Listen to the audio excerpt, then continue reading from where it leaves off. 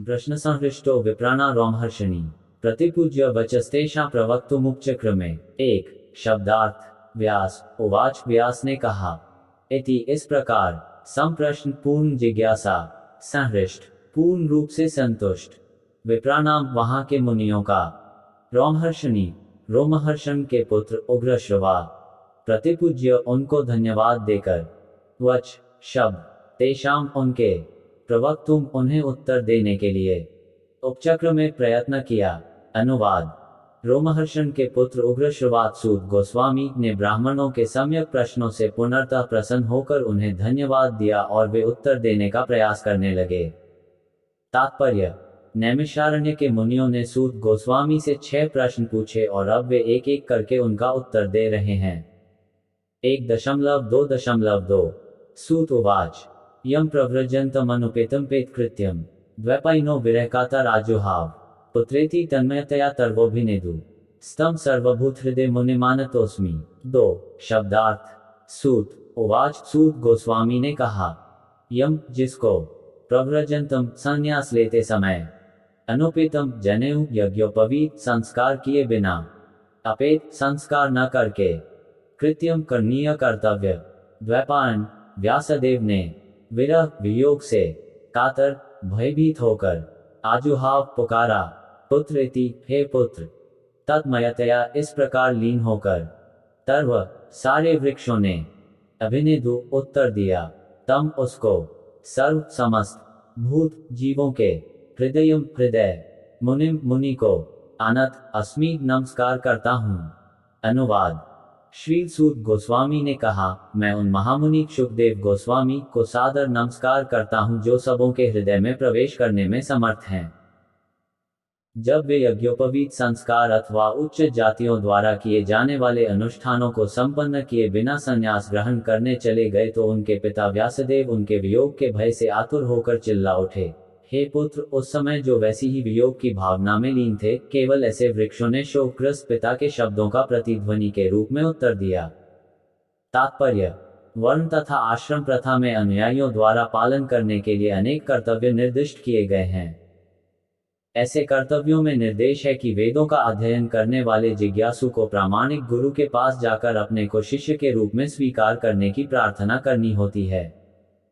जो प्रामाणिक गुरुओं अथवा आचार्य से वेदों का अध्ययन करने के लिए सुयोग्य हैं, जनेऊ यज्ञोपवीत उनका प्रतीक है। श्री शुकदेव गोस्वामी ने ये संस्कार नहीं किए क्योंकि वे जन्म से ही मुक्तात्मा थे। सामान्य रूप से मनुष्य साधारण जीव के रूप में जन्म लेता है और शुद्धिकरण संस्कारों के द्वारा उसका दोबारा जन्म होता है। जब उसे नया प्रकाश दिखता है और वह आध्यात्मिक उन्नति के लिए दिशा खोजता है, तो वेदों के उपदेश हेतु वह गुरु के पास जाता है। गुरु केवल निष्ठावान जिज्ञासु को ही शिष्य रूप में अपनाते हैं और उसे जनेऊ यज्ञोपवीत प्रदान करते हैं। इस प्रकार से मनुष्य दूसरी बार जन्मता है या द्विज बनता है। द्विज बनने के बाद वह वेदों का अध्ययन करता है और वेदों में पटु होने पर वह विप्र बनता है। विप्र या योग्य ब्राह्मण परम ब्रह्म का साक्षात्कार करता है और तब तक आध्यात्मिक जीवन में उन्नति करता रहता है जब तक वह वैष्णव अवस्था तक नहीं पहुंच जाता। वैष्णव अवस्था ये किसी ब्राह्मण के लिए स्नातकोत्तर अवस्था है। प्रगतिशील ब्राह्मण को निश्चित रूप से वैष्णव बनना चाहिए, क्योंकि वैष्णव ही स्वरूप से विद्वान ब्राह्मण होता है। श्री शुकदेव गोस्वामी प्रारंभ से ही वैष्णव थे, अतः उन्हें वर्णाश्रम धर्म के संस्कारों की कोई आवश्यकता न थी।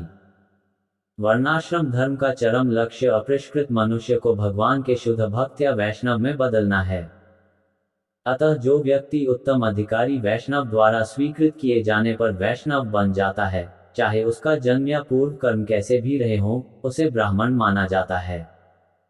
श्री चैतन्य महाप्रभु ने इस सिद्धांत को स्वीकार किया था और श्री हरिदास ठाकुर को नामाचार्य बनाया था, यद्यपि हरिदास ठाकुर का जन्म एक मुसलमान परिवार में हुआ था। निष्कर्ष यह है कि श्री शुकदेव गोस्वामी जन्म से ही वैष्णव थे, अतः वे ब्राह्मणत्व से समन्वित थे। उन्हें किसी प्रकार के संस्कार करने की आवश्यकता न थी। कोई भी निम्न कुल में उत्पन्न व्यक्ति, चाहे वह किरात हो या हूण, आंध्र, पुलिंद, पुलकश, आभीर, शुंभ, यवन, खस या इनसे भी निम्न हो, वैष्णवों की कृपा से उसका उद्धार हो जाता है और वह सर्वोच्च दिव्य पद को प्राप्त करता है। श्री सुखदेव गोस्वामी श्री सूत गोस्वामी के गुरु थे, अतः वे नैमिषारण्य के मुनियों के प्रश्नों के उत्तर देने के पूर्व अपने गुरु को नमस्कार करते हैं।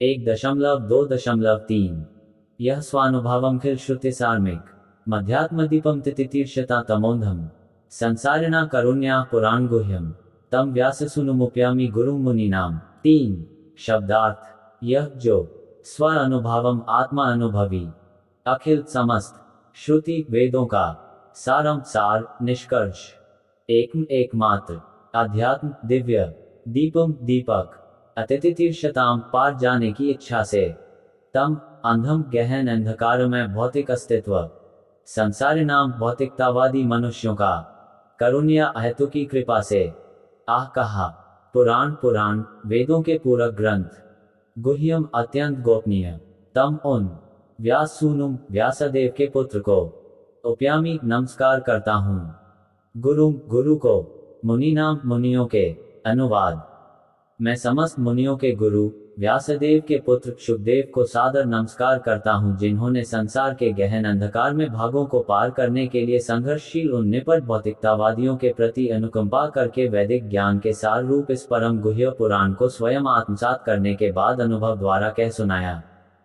तात्पर्य इस स्तुति में श्री सूत गोस्वामी श्रीमद् भागवत की पूर्ण भूमिका का सार प्रस्तुत करते हैं। श्रीमद् भागवत वेदांत सूत्रों की सहज पूरक टीका है।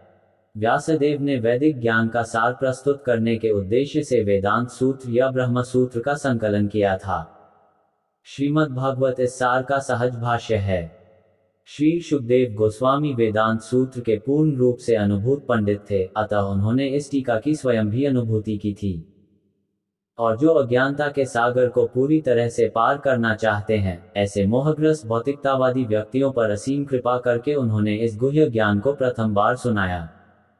इस पर तर्क करना निरर्थक है कि भौतिकतावादी व्यक्ति सुखी हो सकता है।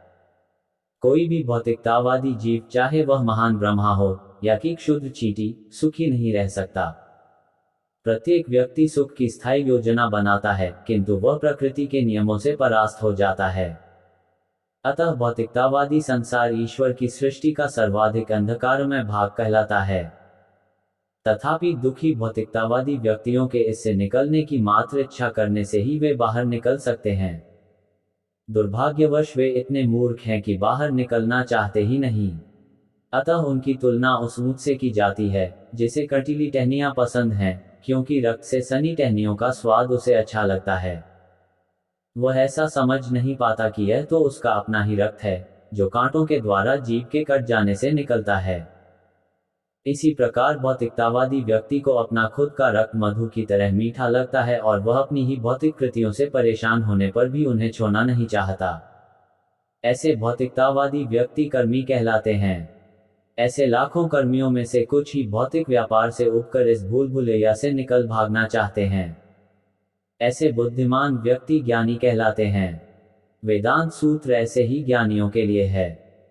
किंतु परमेश्वर का अवतार होने के कारण श्री व्यासदेव को पूर्वानुमान हो गया था कि धूर्त लोग वेदांत सूत्र का दुरुपयोग कर सकते हैं, इसीलिए उन्होंने वेदांत सूत्र के पूरक रूप में भागवत पुराण की रचना की।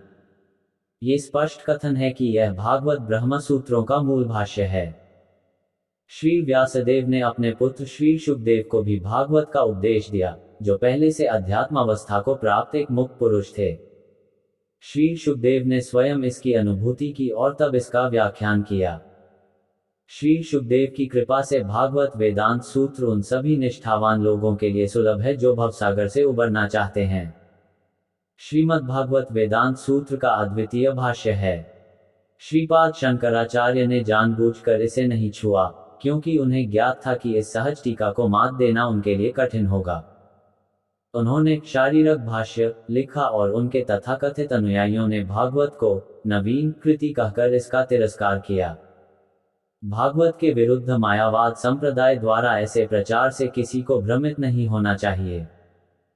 इस प्रास्ताविक श्लोक से नौसिखिए जिज्ञासु को ये जानना चाहिए कि भागवत एकमात्र दिव्य साहित्य है जो परमहंसों तथा ईर्ष्या द्वेष रूपी भौतिक रोग से मुक्त व्यक्तियों के लिए है। मायावादी भगवान के प्रति ईर्ष्यालु होते हैं। यद्यपि श्रीपाद शंकराचार्य ने भगवान नारायण को सृष्टि से ऊपर परे बताया है, ये ईर्ष्यालु मायावादी भागवत तक नहीं पहुंच पाते, किंतु जो लोग सचमुच इस भवसागर से पार निकलने के इच्छुक हैं, वे भागवत का आश्रय ग्रहण कर सकते हैं, क्योंकि इसका प्रवचन मुक्त पुरुष श्री सुखदेव गोस्वामी ने किया है। ये वह दिव्य प्रकाश पुंज है जिसके द्वारा ब्रह्म, परमात्मा एवं भगवान के रूप में अनुभूति किए जाने वाले दिव्य परम सत्य को भली भांति देखा जा सकता है। 1.2.4 नारायण नमस्कृत्य नर चैव नरोत्तमम् देवी सरस्वती व्यासं ततो जयमुदीरेत। 4 शब्दार्थ। नारायणम भगवान को, नमः कृत्य नमस्कार करके, नरम चैव तथा नारायण ऋषि को, नर उत्तमम सर्वश्रेष्ठ मनुष्य, देवी देवी, सरस्वती विद्या की अधिष्ठात्री को, व्यासम व्यासदेव को, तत्पश्चात, जयम विजय प्राप्त करने के लिए, उदीरेत घोषित करे। अनुवाद। विजय के साधन स्वरूप इस श्रीमद् भागवत का पाठ करने सुनने के पूर्व मनुष्य को चाहिए कि वह श्री भगवान नारायण को, नरोत्तम नरनारायण ऋषि को, विद्या की देवी माता सरस्वती को तथा ग्रंथकार श्री व्यासदेव को नमस्कार करे। तात्पर्य। सारा वैदिक साहित्य तथा सारे पुराण इस भौतिक जगत के गहनतम भागों पर विजय प्राप्त करने के लिए हैं। जीव अनादि काल से भौतिक इंद्रिय तृप्ति के प्रति आसक्त होने के कारण ईश्वर के साथ अपने संबंध को भूल चुका है। इस भौतिक जगत में उसका जीवन संघर्ष अविरत चलने वाला है और इसके लिए कोई योजना बनाकर जीव का इसमें से निकल पाना संभव नहीं है। यदि वह इस अविरत जीवन संघर्ष पर विजय पाना चाहता है, तो उसे ईश्वर के साथ अपने नित्य संबंध को पुनः स्थापित करना होगा। जो भी इस प्रकार के निवारक उपाय अपनाना चाहता है, उसे वेदों तथा पुराणों जैसे साहित्य का आश्रय लेना होगा। मूर्ख लोगों का कहना है कि पुराणों का वेदों से किसी प्रकार का संबंध नहीं है, किंतु ये पुराण विभिन्न प्रकार के लोगों के लिए वेदों की पूरक व्याख्याएं हैं। सभी मनुष्य एक से नहीं होते। कुछ लोग सतोगुणी होते हैं, कुछ रजोगुणी होते हैं और कुछ तमोगुणी होते हैं। पुराणों को इस प्रकार से विभक्त किया गया है कि किसी भी श्रेणी के लोग उनसे लाभ उठा सकते हैं और धीरे धीरे अपनी खोई हुई स्थिति को पुनः प्राप्त करके कठोर जीवन संघर्ष से बाहर निकल सकते हैं। श्री सूत गोस्वामी पुराणों के पाठ की विधि प्रदर्शित करते हैं। जो लोग वैदिक साहित्य तथा पुराणों के उपदेशक बनना चाहते हैं, वे इस विधि का पालन कर सकते हैं। श्रीमद्भागवत निष्कलंक पुराण है और यह विशेषकर उनके लिए है जो स्थायी रूप से भव बंधन से छूटने के इच्छुक हैं।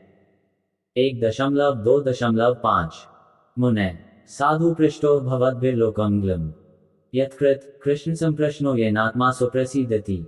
5 शब्दार्थ। मुने, हे मुनियों, साधु ये प्रासंगिक है। पृष्ठ पूछा गया, अहम मैं, भवद भी आप लोगों के द्वारा, लोक संसार, मंगलम मंगल कल्याण, यत क्योंकि, कृत बनाया गया, कृष्ण भगवान, संप्रश्न संगत प्रश्न, यन जिससे, आत्मा स्व, सुप्रसिद्धति पूर्ण रूप से प्रसन्न होता है। अनुवाद। हे मुनियों, आपने मुझसे ठीक ही प्रश्न किया है। आपके प्रश्न श्लाघनीय हैं, क्योंकि उनका संबंध भगवान कृष्ण से है और इस प्रकार वे विश्व कल्याण के लिए हैं। ऐसे प्रश्नों से ही पूर्ण आत्मतुष्टि हो सकती है। तात्पर्य। चूंकि पहले कहा जा चुका है कि भागवत के द्वारा परम सत्य को जाना जा सकता है, अतएव नैमिषारण्य के ऋषियों के प्रश्न उचित हैं, क्योंकि उनका संबंध पूर्ण पुरुषोत्तम परमेश्वर परम सत्य भगवान श्री कृष्ण से है। भगवद गीता 15 में भगवान कहते हैं कि सारे वेदों में भगवान कृष्ण की खोज की उत्कंठा के अतिरिक्त और कुछ भी नहीं है। इस तरह कृष्ण संबंधी प्रश्न सारी वैदिक जिज्ञासाओं के सार समाहार हैं। सारा संसार प्रश्नों तथा उत्तरों से परिपूर्ण है। सारे पक्षी, पशु तथा मनुष्य शाश्वत प्रश्नों एवं उत्तरों में व्यस्त हैं। भोर होते ही सारे पक्षी अपने अपने नीड़ों में प्रश्नों तथा उत्तरों में लग जाते हैं और शाम होते ही वही पक्षी वापस आकर पुनः प्रश्नोत्तर में व्यस्त हो जाते हैं।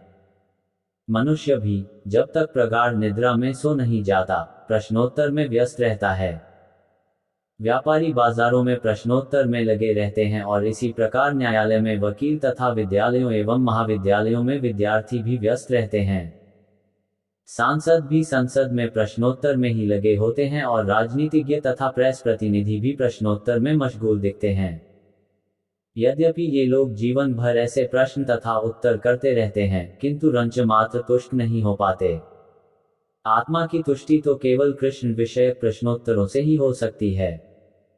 कृष्ण हमारे अंतरंग स्वामी, मित्र, पिता या पुत्र तथा माधुर्य प्रेम के लक्ष्य प्रियतम हैं।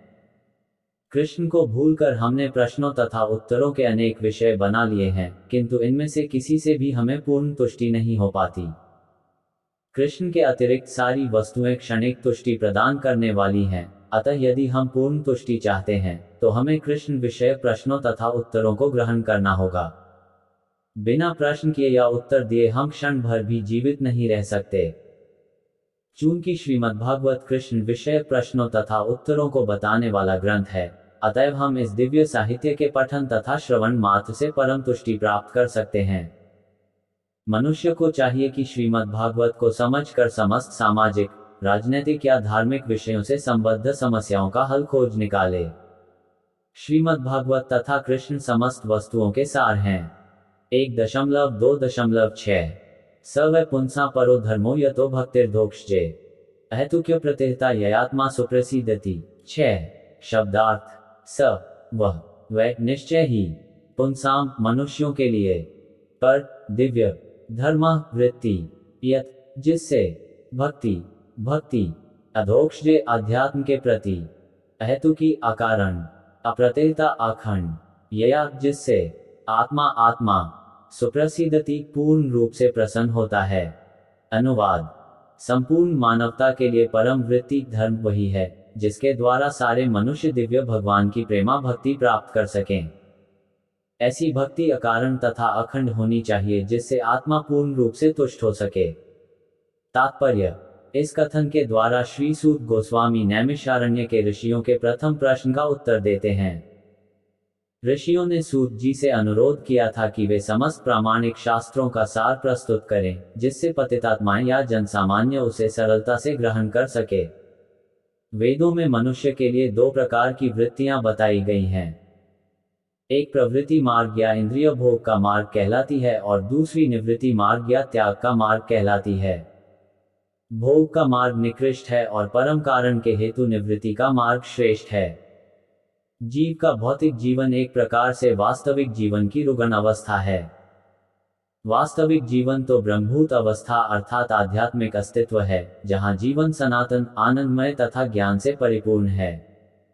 भौतिक जीवन नाशवान, मोहपूर्ण तथा कष्ट में है। इसमें सुख तो है ही नहीं।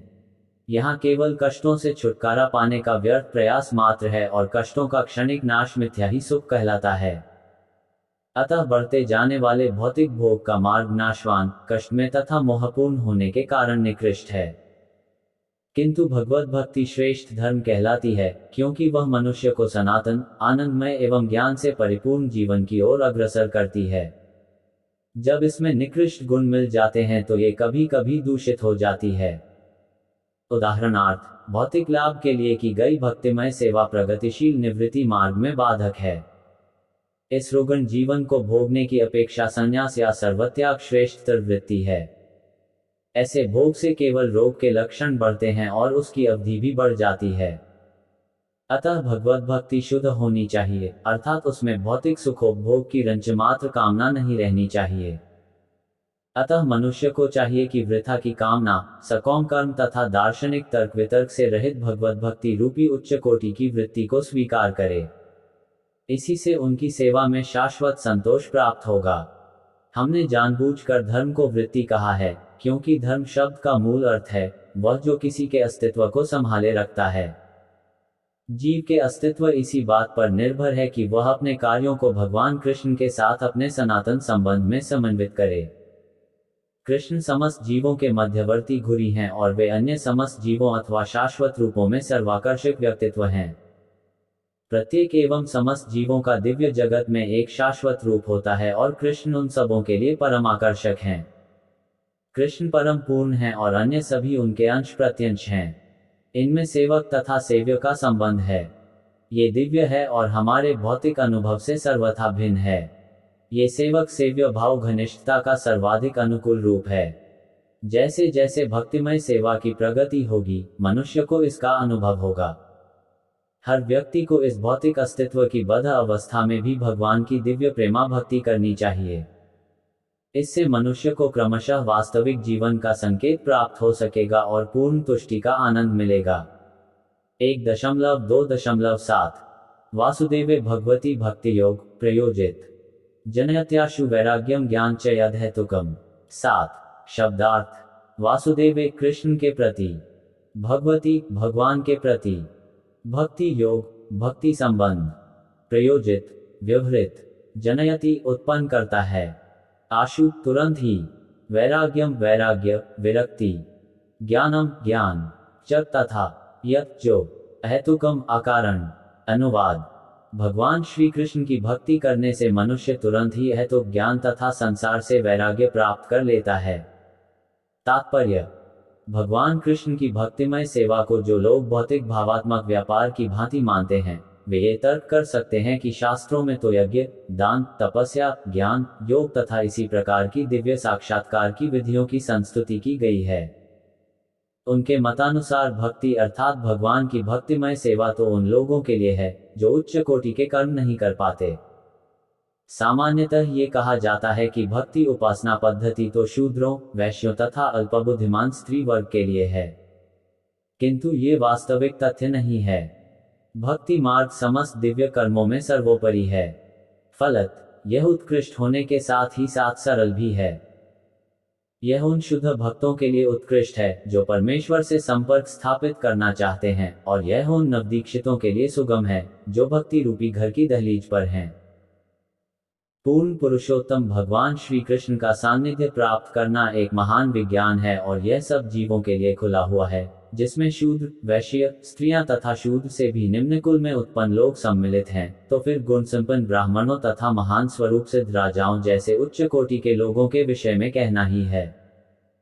यज्ञ, दान, तप इत्यादि नाम से प्रचलित अन्य उच्च कोटि के कार्य, ये सभी सूत्र उपसिद्धांत हैं जो शुद्ध तथा वैज्ञानिक भक्ति पद्धति का अनुगमन करते हैं। दिव्य अनुभूति के मार्ग में ज्ञान तथा वैराग्य के सिद्धांत दो महत्वपूर्ण कारक हैं। संपूर्ण आध्यात्मिक विधि भौतिक तथा आध्यात्मिक प्रत्येक वस्तु के पूर्ण ज्ञान तक ले जाती है, और इस पूर्ण ज्ञान का फल ये होता है कि मनुष्य भौतिक राग से विरक्त होकर आध्यात्मिक कार्यों में अनुरक्त हो जाता है। भौतिक राग से विरक्त होने का अर्थ पूर्ण रूप से निष्क्रिय हो जाना नहीं है, जैसा कि अल्पज्ञान वाले लोग सोचते हैं। नैष्कर्म का अर्थ है ऐसे कर्म न करना जिनका अच्छा या बुरा प्रभाव पड़े। निषेध का अर्थ सकारात्मक का निषेध नहीं है। अनावश्यक कार्यों का निषेध अनिवार्य का निषेध नहीं है। इसी प्रकार भौतिक रूपों से विरक्ति का अर्थ सकारात्मक रूप को नकारना नहीं है। भक्ति उपासना पद्धति तो सकारात्मक रूप की अनुभूति के लिए निर्मित है। जब सकारात्मक रूप का साक्षात्कार हो जाता है तो नकारात्मक रूप स्वतः विलग हो जाते हैं। अतः भक्ति उपासना पद्धति के विकास के साथ साथ वास्तविक रूप की सकारात्मक सेवा में व्यवहारिक रूप से जुड़ जाने से मनुष्य सहज रूप से निम्न कोटि की वस्तुओं से विलग होता जाता है और श्रेष्ठ वस्तुओं से जुड़ जाता है। इसी प्रकार भक्ति उपासना पद्धति जीव का सर्वोच्च धर्म होने के कारण वह उसे भौतिक इंद्रिय सुख से बाहर निकालती है। यही शुद्ध भक्त का लक्षण है। वह न तो मूर्ख होता है, न ही वह निकृष्ट शक्तियों में लगा रहता है, और न ही उसके पास भौतिक मूल्य होते हैं। ये केवल शुष्क चिंतन से संभव नहीं, ये तो केवल भगवत कृपा से ही संभव हो पाता है। निष्कर्ष यह है कि जो शुद्ध भक्त है वह अन्य सभी उत्तम गुणों से पूर्ण होता है, यथा ज्ञान, वैराग्य आदि, किंतु जिसमें केवल ज्ञान तथा वैराग्य होता है वह भक्ति उपासना पद्धति के नियमों से ठीक से परिचित हो, यह आवश्यक नहीं है। भक्ति मानव जाति का सर्वश्रेष्ठ धर्म है।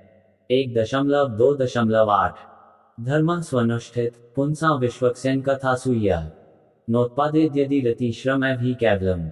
8 शब्दार्थ धर्मः वृत्ति, स्वनुष्ठित अपने पद के अनुसार संपन्न, पुंसाम मनुष्यों का, विश्वक्सेन भगवान पूर्ण अंश की, कथासु कथा में, यह जो है, न नहीं, उत्पादेत उत्पन्न करता है, यदि रतिम आसक्ति, श्रम व्यर्थ श्रम, एव निरा ही निश्चय ही, केवलम पूर्ण रूप से। अनुवाद मनुष्य द्वारा अपने पद के अनुसार संपन्न की गई वृत्तियां यदि भगवान के संदेश के प्रति आकर्षण उत्पन्न न कर सके तो वे निरी व्यर्थ का श्रम होती हैं। तात्पर्य: मनुष्य की जीवन के प्रति विभिन्न अवधारणाओं के अनुसार वृत्तियां भी भिन्न भिन्न होती हैं। निपट भौतिकतावादी के लिए, जो स्थूल शरीर से परे कुछ भी नहीं देख पाता, इंद्रियों से परे कुछ भी नहीं है, अतएव उसकी वृत्तियां संकेंद्रित और विस्तारित स्वार्थ तक ही सीमित रहती हैं। ये संकेंद्रित स्वार्थ अपने ही शरीर के चारों ओर केंद्रित रहता है। सामान्य रूप से यह निम्न पशुओं में देखा जाता है। विस्तारित स्वार्थ मानव समाज में दिखता है और ये परिवार, समाज, समुदाय, राष्ट्र तथा विश्व के दृष्टिकोण से शारीरिक सुख के इर्द गिर्द घूमता है। इन निपट भौतिकतावादियों के ऊपर मनोधर्मी तर्कवादी होते हैं, जो मनोजगत में उड़ान भरते रहते हैं और उनकी वृत्तियों में कविता बनाना तथा दार्शनिकपन या शरीर तथा मन के वही सीमित स्वार्थ के उद्देश्य से कोई वाद चलाना सम्मिलित होते हैं। किंतु शरीर तथा मन के ऊपर सुप्त आत्मा है, जो यदि शरीर में न रहे तो सारे शारीरिक तथा मानसिक स्वार्थ व्यर्थ एवं शून्य हो जाएं। किंतु कम बुद्धिमान लोगों को आत्मा की आवश्यकताओं की कोई जानकारी नहीं होती।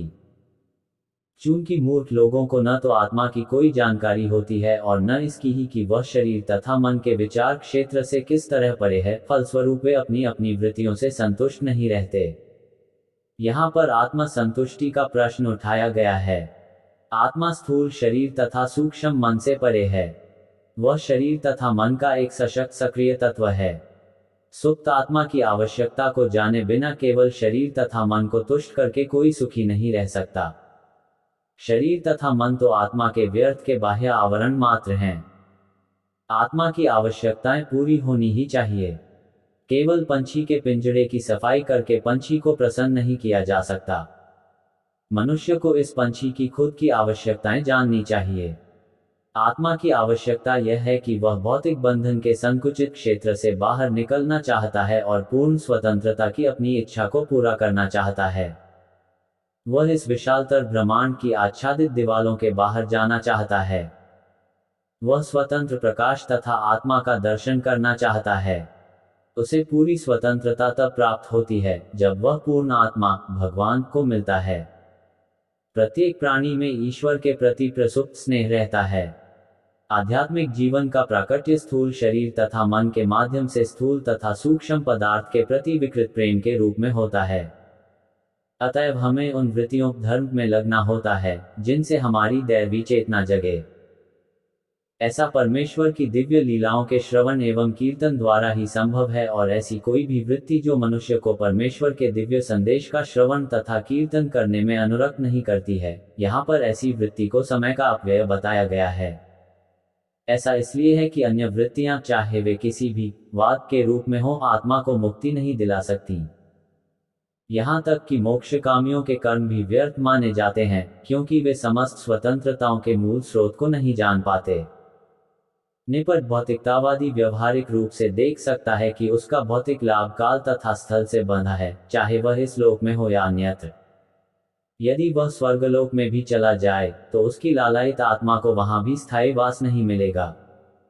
इस लालायित आत्मा को पूर्ण भक्ति की पूर्ण वैज्ञानिक विधि द्वारा तुष्ट किया जाना चाहिए।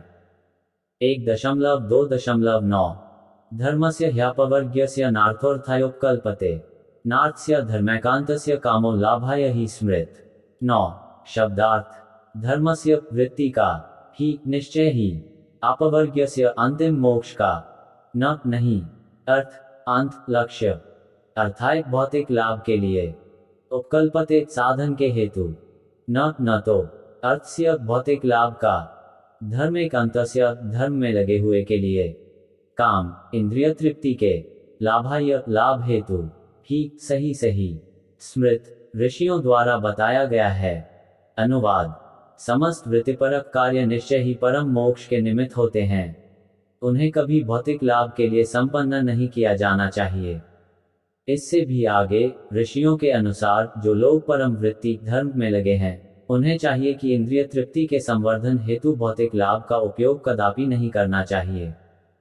तात्पर्य हम पहले ही बता चुके हैं कि पूर्ण ज्ञान तथा भौतिक अस्तित्व से विरक्ति भगवान की शुद्ध भक्तिमय सेवा के पीछे पीछे स्वतः आ जाते हैं। किंतु कुछ लोग ऐसे हैं जो मानते हैं कि धर्म सहित समस्त प्रकार की वृत्तियां भौतिक लाभ के निमित्त हैं।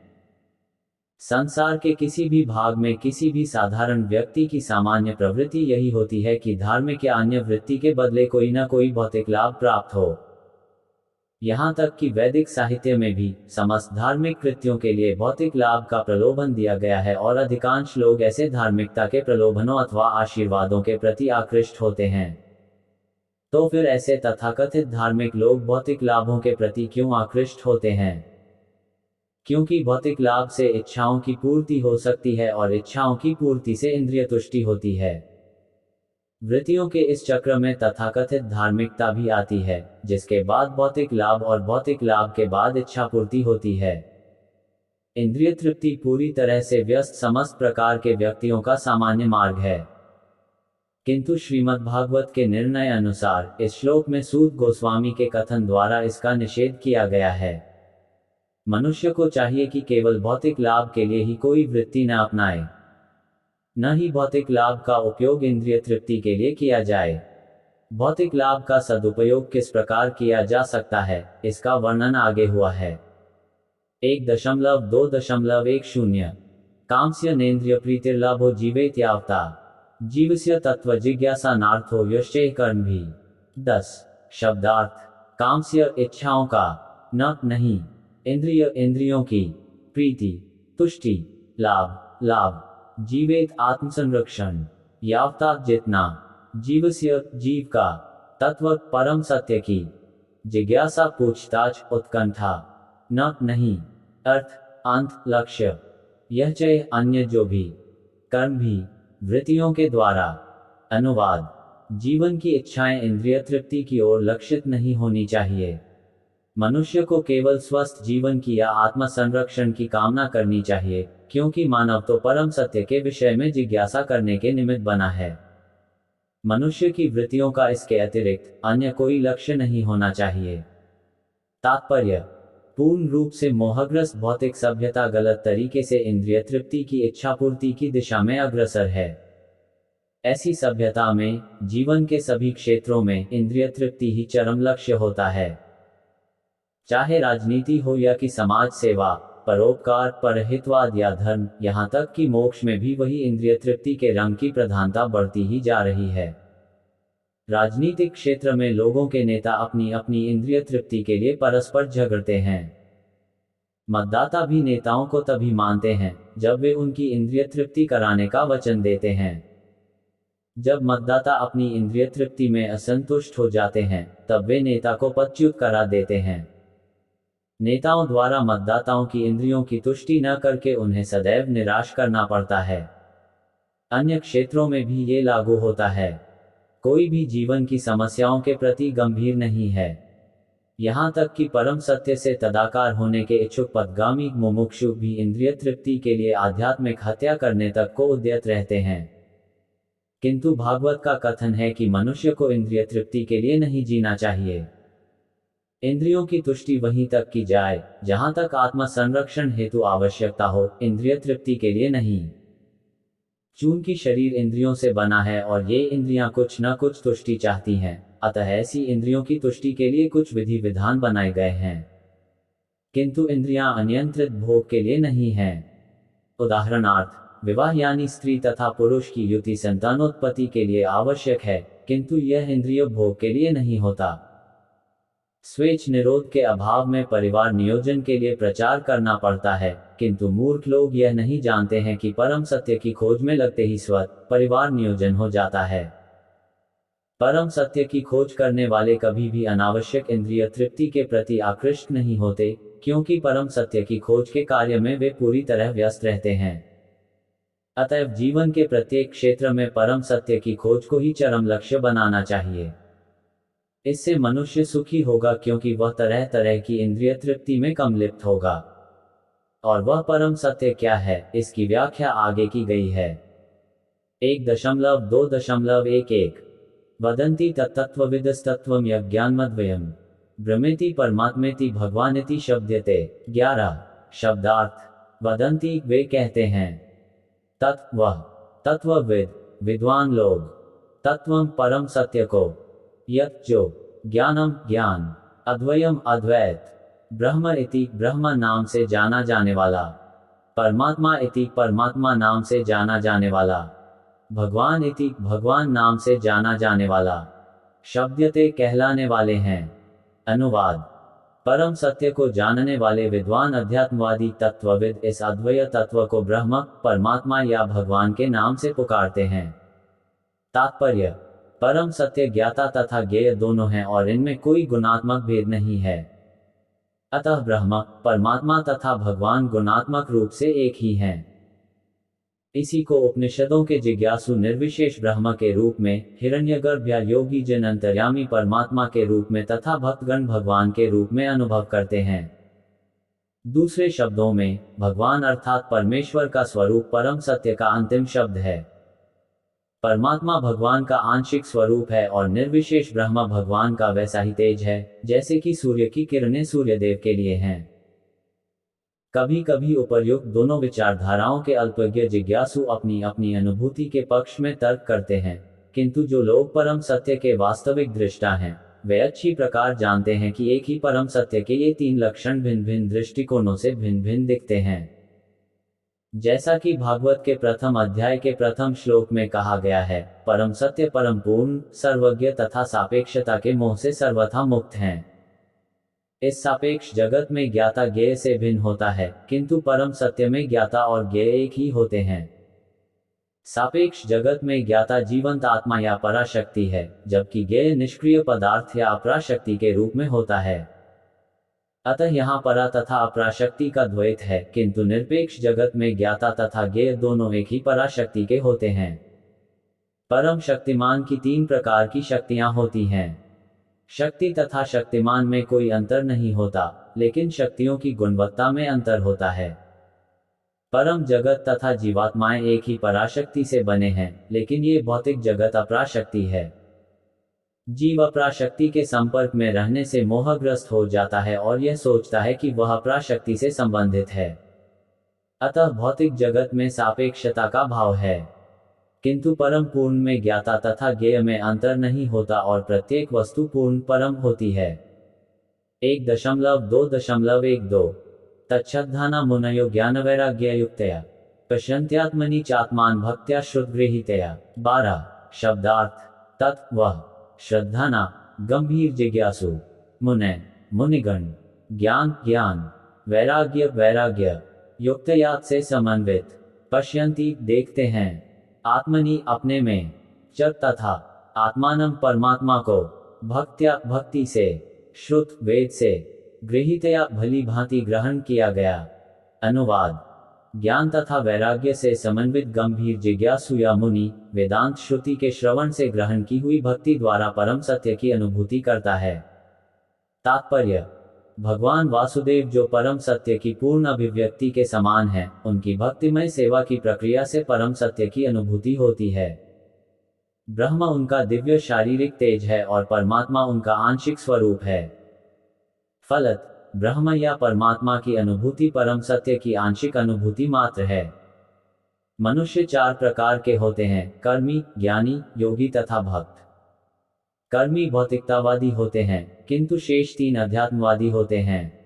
भक्त प्रथम श्रेणी के अध्यात्मवादी होते हैं, जिन्होंने परम पुरुष का साक्षात्कार कर लिया है। दूसरी श्रेणी में वे अध्यात्मवादी आते हैं, जिन्होंने परम पुरुष के पूर्ण अंश का आंशिक साक्षात्कार किया है, और तीसरी श्रेणी में वे आते हैं जिन्हें परम पुरुष की दिव्य झांकी का आभास मात्र होता है। जैसा कि भगवद गीता तथा अन्य वैदिक ग्रंथों में कहा गया है, परम पुरुष का साक्षात्कार भक्तिमय सेवा द्वारा किया जाता है, जिसके पीछे पूर्ण ज्ञान तथा भौतिक संगति से वैराग्य सन्निहित रहते हैं। हम पहले ही बता चुके हैं कि भक्तिमय सेवा के बाद ज्ञान तथा भौतिक संगति से वैराग्य आते हैं। चूंकि ब्रह्म तथा परमात्मा की अनुभूति उन परम सत्य की अपूर्ण अनुभूतियां हैं, अतः ब्रह्म तथा परमात्मा को प्राप्त करने के साधन अर्थात ज्ञान तथा योग मार्ग भी परम सत्य की अनुभूति के अपूर्ण साधन हैं। भक्ति ही एकमात्र पूर्ण विधि है जिससे गंभीर जिज्ञासु को परम सत्य की अनुभूति हो सकती है, क्योंकि भक्ति की नींव पूर्ण ज्ञान तथा भौतिक संग से वैराग्य के ऊपर खड़ी होती है और वेदांत श्रुति के श्रवण द्वारा सुदृढ़ होती है। अतः ऐसा नहीं है कि भक्ति अल्पज्ञ अध्यात्मवादियों के निमित्त होती है। भक्तों की 3 श्रेणियां हैं, प्रथम, द्वितीय तथा तृतीय। तृतीय श्रेणी के भक्त या नवदीक्षित भक्त, जो ज्ञान विहीन होते हैं, वे भौतिक संगति से विरक्त नहीं होते। वे तो मंदिर में अर्चा विग्रह की पूजा की प्रारंभिक प्रक्रिया के प्रति ही आकृष्ट होते हैं। ऐसे भक्त भौतिक भक्त कहलाते हैं। ऐसे भक्त आध्यात्मिक लाभ की अपेक्षा भौतिक लाभ के प्रति अधिक आसक्त रहते हैं। अतः मनुष्य को इस भौतिक भक्ति से उन्नति करके भक्ति की द्वितीय अवस्था प्राप्त करनी होती है। इस द्वितीय अवस्था में भक्त को भक्ति की दिशा में 4 तत्व दिखाई पड़ते हैं, परम ईश्वर, उनके भक्त, अज्ञानी तथा ईर्ष्यालु। मनुष्य को कम से कम इस द्वितीय श्रेणी के भक्त की अवस्था तक उठना होता है, जिससे वह परम सत्य को जानने का पात्र बन सके। अतः तृतीय श्रेणी के भक्त को भक्ति संबंधी अनुदेश भागवत के प्रामाणिक स्रोतों से प्राप्त करने होते हैं। पहली श्रेणी का भागवत सुस्थापित भक्त है और दूसरा है भागवतम, जो ईश्वर का संदेश है। अतः तृतीय श्रेणी के भक्त को भक्ति के उपदेशों की शिक्षा लेने के लिए किसी सच्चे भक्त के पास जाना होता है। ऐसा भक्त कोई व्यवसायिक व्यक्ति नहीं होता, जो भागवत को व्यापार समझकर अपनी जीविका कमाता हो। ऐसे भक्त को सूत गोस्वामी की तरह सुखदेव गोस्वामी का प्रतिनिधि होना चाहिए और उसे समस्त जनता के चतुर्दिक कल्याण के लिए भक्ति उपासना पद्धति का उपदेश करना चाहिए। नवजिज्ञासु भक्त को प्रामाणिक व्यक्तियों से सुनने में तनिक भी रुचि नहीं रहती।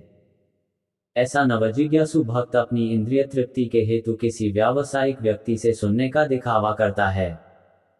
इस प्रकार के श्रवण तथा कीर्तन से सारा मामला गड़बड़ा गया है। अतः इस दोषपूर्ण विधि के प्रति अत्यंत सतर्क रहने की आवश्यकता है। भगवद गीता या श्रीमद् भागवत में निहित भगवान के दिव्य संदेश निसंदेह दिव्य विषय हैं, किंतु ऐसा होते हुए भी उन्हें किसी व्यावसायिक व्यक्ति से ग्रहण नहीं करना चाहिए, क्योंकि वह उन्हें उसी प्रकार दूषित कर देता है जिस प्रकार सर्प अपनी जीभ के स्पर्श मात्र से दूध को विषाक्त कर देता है। अतएव निष्ठावान भक्त को चाहिए कि वह अपनी उन्नति के लिए उपनिषद, वेदांत जैसे वैदिक साहित्य को तथा पूर्ववर्ती आचार्यों अथवा गोस्वामियों द्वारा छोड़े गए संकलित अन्य साहित्य को सुने। ऐसे साहित्य का श्रवण किए बिना मनुष्य सच्ची उन्नति नहीं कर सकता। बिना श्रवण किए तथा आदेशों का पालन किए बिना भक्ति का प्रदर्शन निरर्थक है और यह भक्ति के पथ में अवरोध जैसा है। अतएव जब तक श्रुति, स्मृति, पुराण या पंचरात्र प्रमाणों जैसे सिद्धांतों पर भक्ति स्थापित न हो, तब तक भक्ति के ऐसे प्रदर्शन को तत्काल त्याज्य समझना चाहिए। किसी अनधिकृत भक्त को कभी भी शुद्ध भक्त की मान्यता नहीं दी जानी चाहिए। वैदिक साहित्य से ऐसे संदेशों को आत्मसात करके अपने भीतर अंतर्यामी परमात्मा को निरंतर देखा जा सकता है। ये समाधि कहलाती है।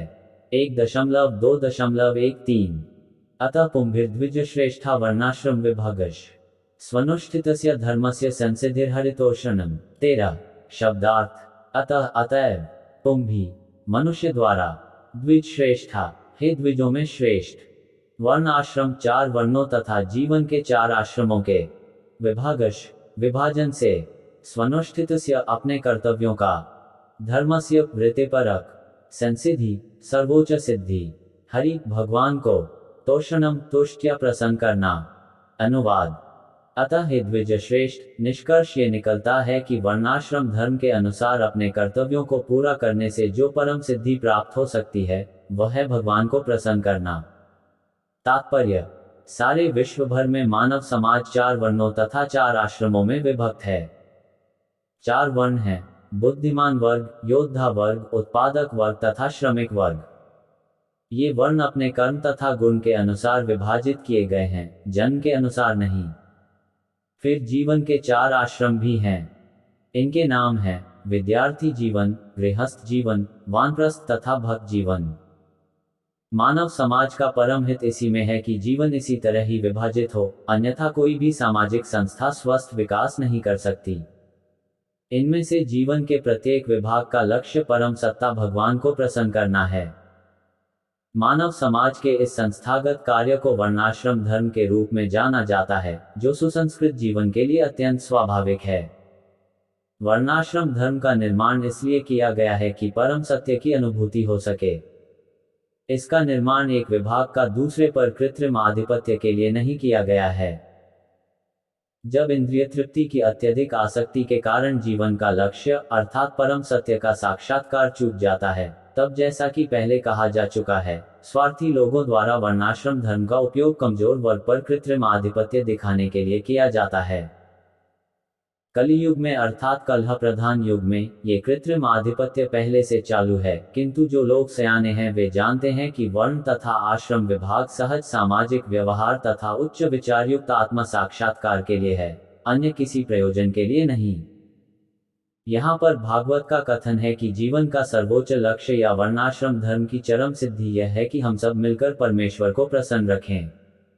इसकी पुष्टि भगवत गीता 4:13 में भी हुई है। 1.2.14 तस्मादेकेन मनसा भगवान सात्वतापति श्रोतव्य कीर्तिव्यश्च ध्येय पूज्यश्च नित्यदा। 14 शब्दार्थ तस्मात् अतः अकेन एकाग्र मनसा मन के ध्यान द्वारा भगवान सात्वताम भक्तों के पति रक्षक श्रोतव्य सुनने योग्य कीर्तिव्य गुणगान के योग्य च तथा ध्येय स्मरण करने योग्य पूज्य पूजने के योग्य पूजनीय च तथा नित्यदा निरंतर। अनुवाद अतएव मनुष्य को एकाग्रचित से उन पूर्ण पुरुषोत्तम भगवान के विषय में निरंतर श्रवण कीर्तन स्मरण तथा पूजन करना चाहिए, जो भक्तों के रक्षक हैं। तात्पर्य यदि परम सत्य का साक्षात्कार ही जीवन का चरम लक्ष्य है, तो इसे हर संभव साधन से अवश्य करना चाहिए। उपर्युक्त वर्णों तथा आश्रमों में से हर एक में गुणगान श्रवण स्मरण तथा पूजन ये 4 विधियां सामान्य वृत्तियां हैं। इन जीवन सिद्धांतों के बिना कोई रह नहीं सकता। जीवों के कार्यकलाप जीवन के इन्हीं 4 विभिन्न सिद्धांतों में व्यस्त रहने में निहित हैं। विशेष रूप से आधुनिक समाज में तो मुख्यतया सारे कार्यक्रम श्रवण तथा कीर्तन पर ही मुख्यतया आधारित हैं। कोई भी व्यक्ति, चाहे उसकी सामाजिक हैसियत कैसी भी क्यों न हो, वह कुछ ही काल में विख्यात हो जाता है यदि दैनिक समाचार पत्र उसका गुणगान करते हों, चाहे ये गुणगान झूठे हों या सच। कभी कभी किसी दल विशेष के राजनीतिक नेताओं का विज्ञापन समाचार पत्रों में प्रसारित होता है और ऐसे गुणगान की विधि से एक नगण्य व्यक्ति भी अल्प समय में महत्वपूर्ण बन जाता है। किंतु अयोग्य व्यक्ति के ऐसे झूठे प्रचार से न तो उस व्यक्ति का लाभ होता है, न समाज का। भले ही ऐसे प्रचार की क्षणिक प्रतिक्रिया हो ले, किंतु इसका प्रभाव स्थायी नहीं होता। अतः ऐसे कार्य समय का अपव्यय है। गुणगान तो उन पूर्ण पुरुषोत्तम भगवान का करना चाहिए, जिन्होंने हमारे सामने प्रकट होने वाली प्रत्येक वस्तु की सृष्टि की। हम इसकी विस्तृत व्याख्या भागवत के जन्माद्यस्य वाले प्रथम श्लोक के आरंभ में ही कर चुके हैं। अन्यों का गुणगान करने या अन्यों के विषय में सुनने की प्रवृत्ति को गुणगान के वास्तविक लक्ष्य परमेश्वर की ओर मोड़ना चाहिए। इससे सुख उपजेगा। 1.2.15 यज्ञोध्यासिना युक्ता कर्मग्रंथि निबंधनम छिन्दन्ति को विदास्तस्य को न कुर्यात् कथारतिम। 15 शब्दार्थ यज्ञ जो अनुध्यात स्मृति रूपी असिना तलवार से युक्ता युक्त समन्वित कर्म की ग्रंथि गांठ निबंधनम बंधी हुई छिन्दन्ति काटते हैं कोविदा बुद्धिमान तस्य उसका कौन न नहीं कुर्यात करेंगे कथा संदेश कथाएं रतिम ध्यान। अनुवाद हाथ में तलवार लिए बुद्धिमान मनुष्य भगवान का स्मरण करते हुए कर्म की बंधी हुई ग्रंथि को काट देते हैं। अतएव ऐसा कौन होगा जो उनके संदेश की ओर ध्यान नहीं देगा। तात्पर्य भौतिक तत्वों के संपर्क में आने से आध्यात्मिक स्फुलिंग एक ग्रंथि उत्पन्न कर देती है।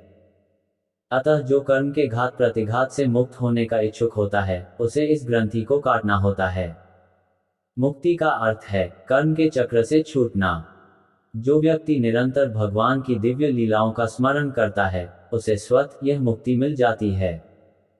इसका कारण यह है कि परम भगवान की सारी लीलाएं भौतिक शक्ति के गुणों से परे होती हैं। ये सारी दिव्य लीलाएं परम सर्वाकर्षक होती हैं, और इस प्रकार भगवान के आध्यात्मिक कार्य का सतत सान्निध्य बद्ध जीव को क्रमशः आध्यात्मिक बना देता है, तथा सान्निध्य से बद्ध जीव क्रमशः आध्यात्मिक बना देता है, तथा अंततः उसकी भौतिक बंधन की ग्रंथि विच्छिन्न हो जाती है। अतः भवबंधन से मुक्ति मिलना भक्ति का गौण फल है। केवल आध्यात्मिक ज्ञान की प्राप्ति से ही मुक्ति निश्चित नहीं होती।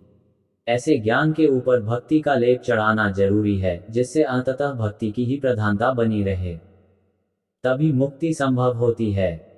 यहाँ तक कि सकाम कर्मियों के कर्म भी, यदि वे भक्ति से लेपित हों, तो उन्हें मुक्ति की ओर ले जा सकते हैं। भक्ति से लेपित कर्म कर्मयोग कहलाता है। इसी प्रकार भक्ति से लेपित अनुभव गम्य ज्ञान ज्ञानयोग कहलाता है। किंतु शुद्ध भक्ति योग ऐसे कर्म तथा ज्ञान से स्वतंत्र है, क्योंकि यह अकेले न केवल बद्ध जीवन से मोक्ष दिलाने वाला है, अपितु भगवान की प्रेमाभक्ति भी प्रदान करने वाला है। अतएव किसी भी ऐसे विवेकशील व्यक्ति को जो मध्यम स्तर के अल्पज्ञ व्यक्ति से ऊपर है, उसे भगवान के बारे में श्रवण करके, उनका गुणगान करके, उनका ध्यान तथा पूजन करके निरंतर उनका स्मरण करना चाहिए। भक्ति की यही सम्यक विधि है। वृंदावन के गोस्वामी, जिन्हें श्री चैतन्य महाप्रभु ने भक्ति उपासना पद्धति का उपदेश देने के लिए अधिकृत किया था, इस नियम का दृढ़ता से पालन करते रहे और उन्होंने हमारे लाभ के लिए दिव्य विज्ञान का प्रभुत साहित्य तैयार किया। उन्होंने विभिन्न वर्णों तथा आश्रमों के लोगों के लिए श्रीमद् भागवत तथा ऐसे ही अन्य प्रामाणिक शास्त्रों के आधार पर विविध मार्ग बनाए हैं।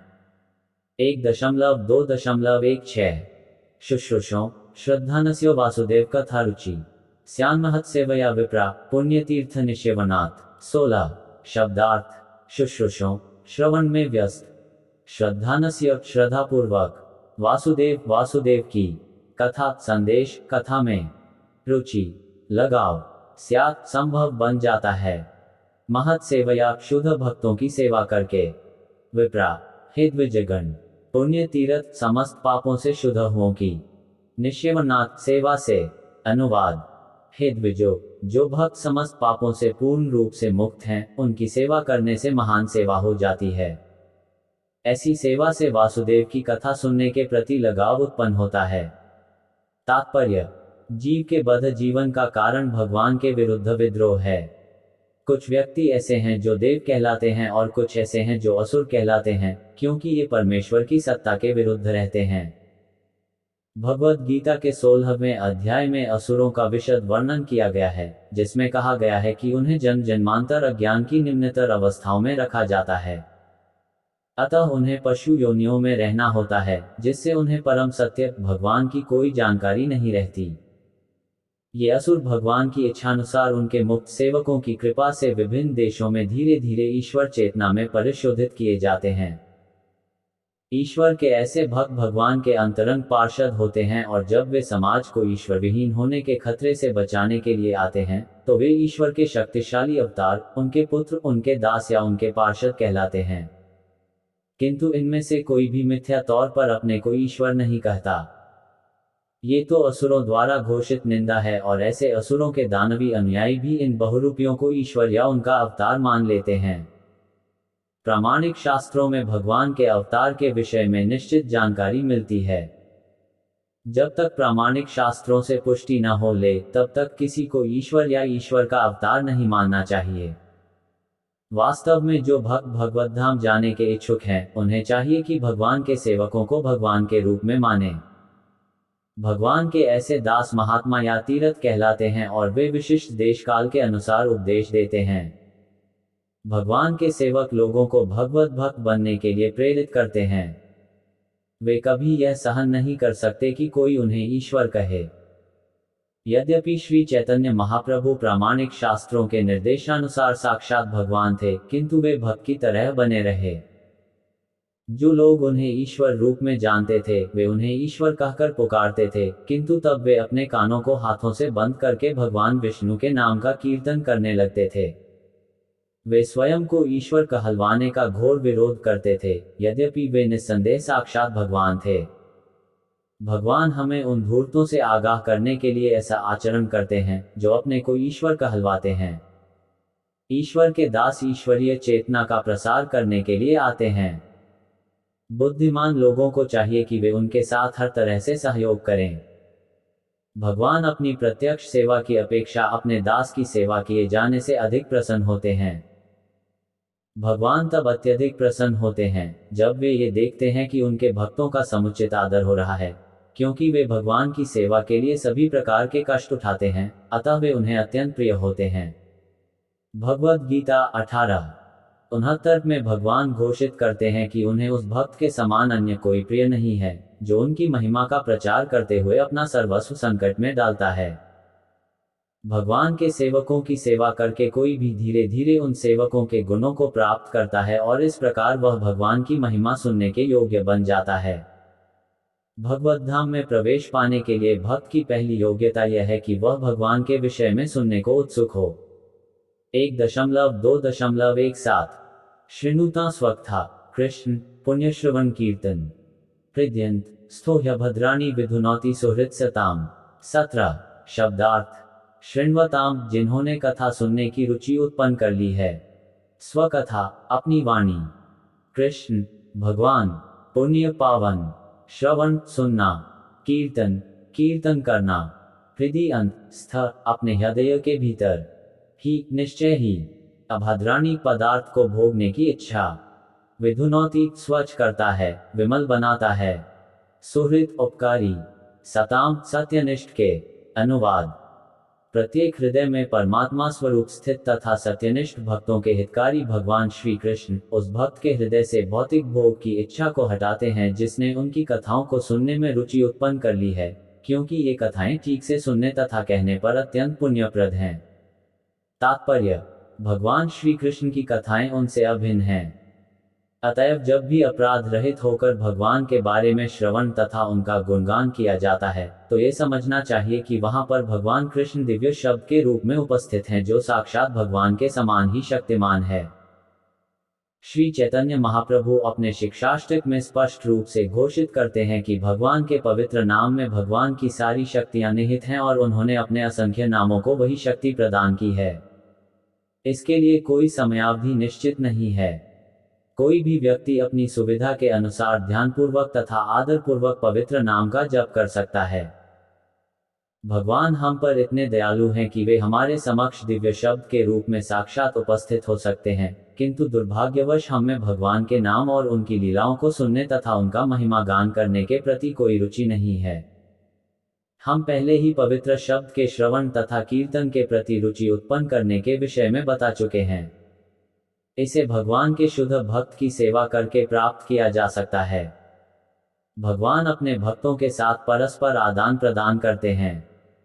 जब भगवान देखते हैं कि भक्त उनकी सेवा में प्रवेश पाने के लिए पूर्ण निष्ठा से तत्पर है और फलस्वरूप उनके विषय में सुनने का इच्छुक है, तो वे भक्त के भीतर से इस तरह से कार्य करते हैं कि भक्त उनके पास सरलता से वापस चला जाए।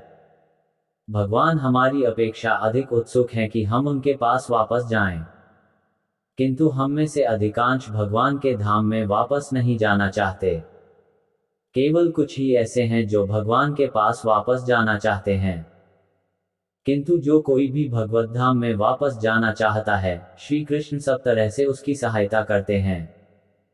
कोई तब तक भगवान के धाम में प्रविष्ट नहीं हो सकता जब तक कि वह समस्त प्रकार के पापों से मुक्त न हो जाए। भौतिक पाप हमारे द्वारा भौतिक प्रकृति पर प्रभुत्व प्राप्त करने की इच्छाओं के फलस्वरूप उत्पन्न होते हैं। ऐसी इच्छाओं से पिंड छुड़ा पाना बहुत कठिन है। भक्त के लिए भगवत धाम वापस जाने के मार्ग में कामिनी तथा कंचन मुख्य बाधाएं हैं। भक्तिपथ के अनेक दिग्गज इन प्रलोभनों के शिकार हो जाते हैं और इस प्रकार से मुक्ति पथ से लौट आते हैं, किंतु जब स्वयं भगवान मनुष्य की सहायता करते हैं तो भगवत कृपा से सारी प्रक्रिया सुगम बन जाती है। कामिनी तथा कंचन के संसर्ग में आकर अशांत होना कोई आश्चर्य की बात नहीं है, क्योंकि प्रत्येक जीव लंबे समय से व्यवहारिक दृष्टि से कहें तो अनादि काल से ऐसी वस्तुओं से जुड़ा रहा है और इस बेगानी प्रकृति से छुटकारा पाने में समय लगता है। किंतु यदि कोई भगवान के यश का श्रवण करने में जुट जाता है तो धीरे धीरे उसे अपनी असली स्थिति की अनुभूति हो जाती है। भगवत कृपा से ऐसे भक्त को प्रचुर शक्ति प्राप्त होती है, जिससे वह विघ्नों से अपनी रक्षा कर सकता है और सारे अनर्थ उसके मस्तिष्क से क्रमशः दूर हो जाते हैं। 1.2.18 नष्टप्रायश भद्रेषु नित्यं भागवत सेवया भगवत्योत्तम श्लोके भक्तिर्भवति नैष्ठिकी। 18 शब्दार्थ नष्ट समाप्त, प्रायेषु प्रायः शून्य, अभद्रेषु समस्त मंगलों से, नित्यम नियमित रूप से, भागवत श्रीमद् भागवत या शुद्ध भक्त की, सेवयात सेवा द्वारा, भगवती भगवान में, उत्तम दिव्य, श्लोके स्तुतियां, भक्ति प्रेमा भक्ति सेवा, भवती उत्पन्न होती है, नैष्ठिकी अटल अविचल। अनुवाद भागवत की कक्षाओं में नियमित उपस्थित रहने तथा शुद्ध भक्त की सेवा करने से हृदय के सारे दुख लगभग पुनर्तः विनष्ट हो जाते हैं और उन पुण्य श्लोक भगवान में अटल प्रेमा भक्ति स्थापित हो जाती है, जिनकी प्रशंसा दिव्य गीतों से की जाती है। तात्पर्य यहाँ पर हृदय से उन अमंगलकारी वस्तुओं को निकालने का उपचार दिया गया है जो आत्म साक्षात्कार के पथ पर अवरोध रूप हैं। यह उपचार है भागवतों की संगति करना। भागवत दो प्रकार के होते हैं, एक तो ग्रंथ भागवत और दूसरे भक्त भागवत। ये दोनों ही भागवत कारगर औषधियां हैं और इनमें से कोई एक या दोनों ही अवरोधों को हटाने वाले हैं। भक्त भागवत ग्रंथ भागवत के ही समान है, क्योंकि भक्त भागवत ग्रंथ भागवत के अनुसार ही जीवन यापन करता है और ग्रंथ भागवत तो भगवान तथा उनके शुद्ध भक्तों अर्थात भागवतों के ज्ञान से पूर्ण है ही। भागवत ग्रंथ तथा भागवत व्यक्ति अभिन्न हैं। भक्त भागवत भगवान का प्रत्यक्ष प्रतिनिधि है। अतः भक्त भागवत भक्त को प्रसन्न करने से ग्रंथ भागवत ग्रंथ का लाभ उठाया जा सकता है। मानवीय तर्क ये नहीं समझ पाता कि किस प्रकार भक्त भागवत या ग्रंथ भागवत की सेवा द्वारा कोई भक्ति के पथ पर अग्रसर होता है, किंतु ये तथ्य हैं जिनकी व्याख्या श्री नारदेव द्वारा की गई है, जो अपने पूर्वजन्म में एक दासी के पुत्र थे। दासी ऋषियों की टहल करती थी और इस तरह वह भी उनके संपर्क में आया।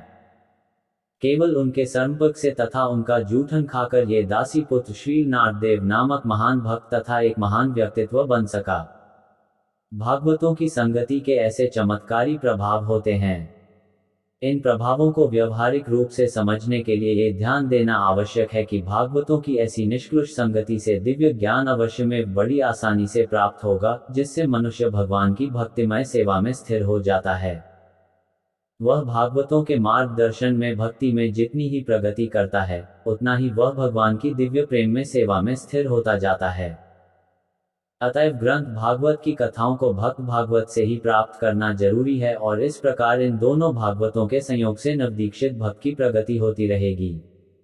1.2.19 तदा रजस्तमो भावा कामलोभादयश्च ये चेतैतरनाविद्धम स्थित सत्वे प्रसीदति।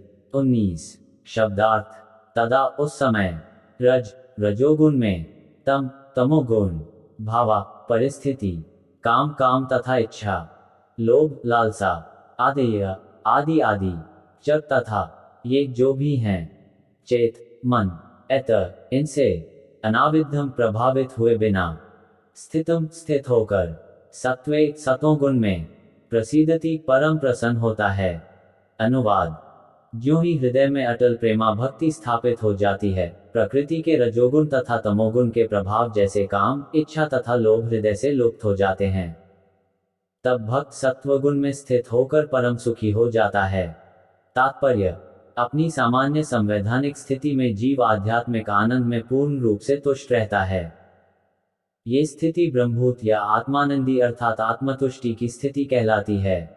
यह आत्मतुष्टि किसी निष्क्रिय मूर्ख की तुष्टि जैसी नहीं होती। निष्क्रिय मूर्ख ज्ञानावस्था में रहता है, किंतु आत्मतुष्ट आत्मानंदी इस भौतिक जगत से परे होता है। सिद्धि की यह अवस्था अटल भक्ति में स्थित होते ही प्राप्त हो जाती है।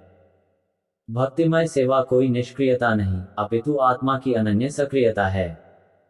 आत्मा की यह सक्रियता पदार्थ के संसर्ग से अपमिश्रित दूषित हो जाती है। फलत काम इच्छा लोभ निष्क्रियता मूर्खता तथा निद्रा के रूप में रुगण कार्यकलापों का उदय होता है। भक्तिमय सेवा का प्रभाव रजोगुण तथा तमोगुण के इन प्रभावों के पूर्ण निराकरण होने पर प्रकट होता है। तब भक्त तुरंत ही सत्वगुण में स्थित हो जाता है और वह उन्नति करता हुआ वासुदेव के पद या शुद्ध सत्व के पद की ओर उठने को अग्रसर होता है। केवल इस शुद्ध सत्व की अवस्था में कोई व्यक्ति भगवान के शुद्ध प्रेम के कारण अपने समक्ष कृष्ण को सदा देख सकता है। भक्त सदैव शुद्ध सत्व में रहता है, अतः वह किसी को हानि नहीं पहुंचाता। किंतु एक अभक्त चाहे कितना ही शिक्षित क्यों न हो, सदैव हानिप्रद होता है। भक्त न तो मूर्ख होता है न रजोगुनी। हानि पहुंचाने वाले मूर्ख तथा रजोगुनी व्यक्ति भगवत भक्त नहीं बन सकते, भले ही वे अपने बाहरी वेश से अपने आप को भक्त क्यों न प्रदर्शित करें। भक्त में सदैव ईश्वर के सद्गुण पाए जाते हैं। इन गुणों की मात्रा भले ही भिन्न हो, किंतु गुणता की दृष्टि से भक्त तथा भगवान एक समान होते हैं।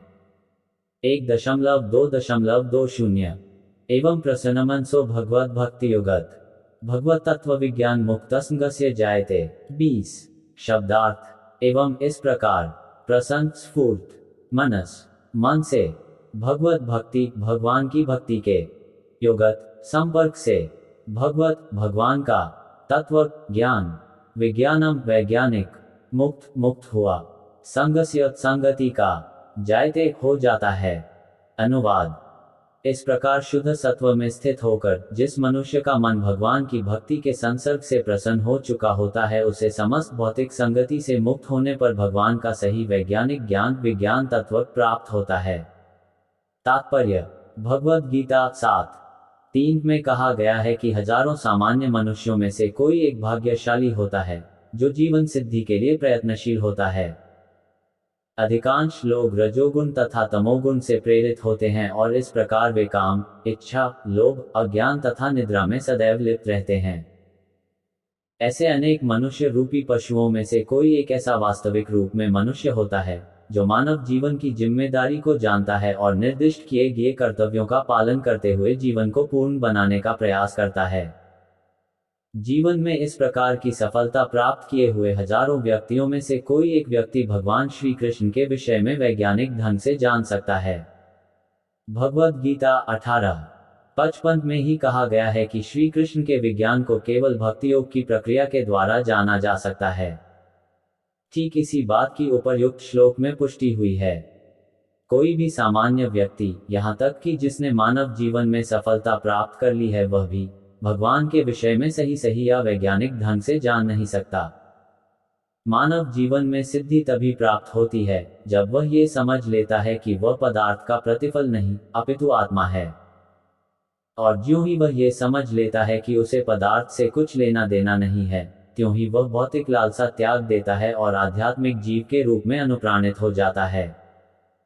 ये सफलता तभी मिलती है जब मनुष्य रजोगुण तथा तमोगुण से ऊपर उठ गया हो, या दूसरे शब्दों में जब वह योग्यता के आधार पर वास्तविक रूप में ब्राह्मण हो। ब्राह्मण शब्द सत्व गुण का प्रतीक है। अन्य सारे लोग जो सत्व गुण में नहीं हैं, वे या तो क्षत्रिय, वैश्य, शूद्र या शूद्रों से भी अधम होते हैं। उत्तम गुणों के कारण ब्राह्मण अवस्था मनुष्य जीवन की सर्वोच्च अवस्था है। अतः जब तक मनुष्य में कम से कम ब्राह्मण के गुण न हो, तब तक वह भक्त नहीं हो सकता। भक्त अपने कर्म के कारण पहले से ब्राह्मण रहता है, किंतु यह उसकी चरम परिणति नहीं है।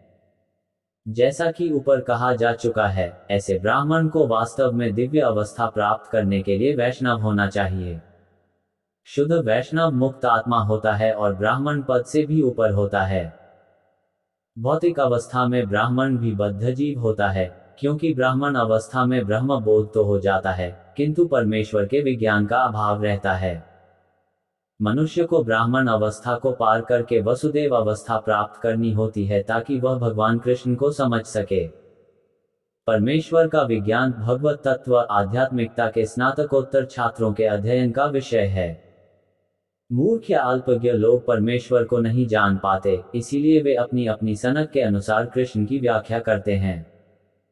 किंतु तथ्य यह है कि ब्राह्मण अवस्था प्राप्त करने पर भी भौतिक गुणों के कल्मश से मुक्त हुए बिना कोई भगवान के विज्ञान को नहीं समझ पाता। जब योग्य ब्राह्मण यथार्थ रूप में वैष्णव बन जाता है, तो वह मुक्ति की प्रबुद्धावस्था में ये जान पाता है कि वास्तव में भगवान क्या हैं। 1.2.21 विद्यते हृदय ग्रंथिश्छिद्यन्ते सर्वसंशया क्षीयन्ते चास्य कर्माणि दृष्टेवात्मनीश्वरे। 21 शब्दार्थ। भिद्यते भिद जाती है, हृदय हृदय की, ग्रंथि गांठें, छिद्यन्ते खंड खंड हो जाते हैं। सर्व सभी संशया भ्रम संदेह क्षीयन्ते समाप्त हो जाते हैं। च तथा अस्य उसकी कर्माणि सकौम कर्मों की श्रृंखला दृष्टि देखने के पश्चात एव निश्चय ही आत्मनि स्वयं आत्मा को ईश्वरे प्रधान या स्वामी में। अनुवाद इस प्रकार हृदय की गांठ भिद जाती है और सारे सशन्य छिन्न भिन्न हो जाते हैं।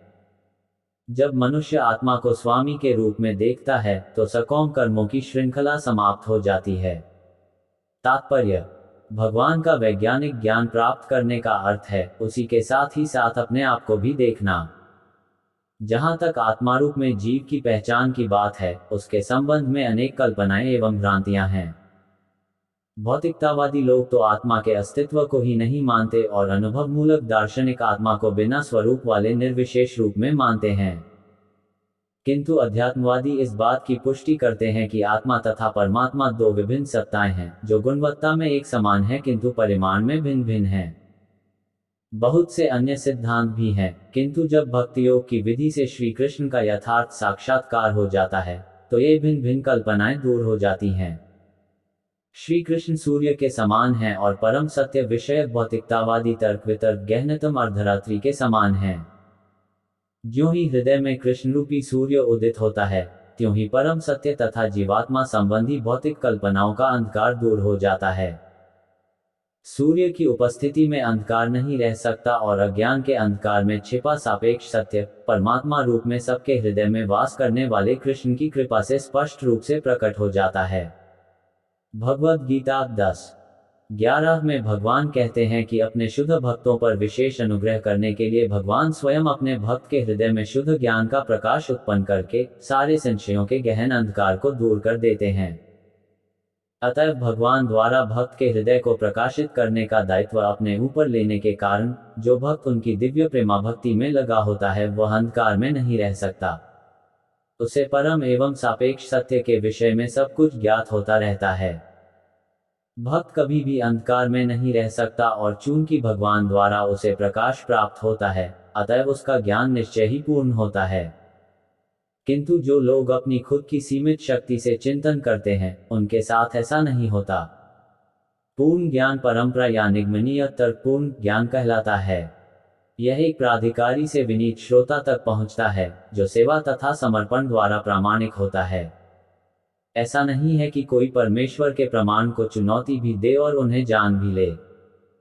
उन्हें अधिकार है कि ऐसे ललकारने वाले जीव के समक्ष प्रकट ही न हो जो परम पूर्ण का क्षुद्र स्फुलिंग मात्र है और ऐसा स्फुलिंग जो माया के अधीन है। भक्तगण विनीत होते हैं, अतः ये दिव्य ज्ञान भगवान से ब्रह्मा को, ब्रह्मा से उनके पुत्रों तथा शिष्यों को क्रमानुसार प्राप्त होता है।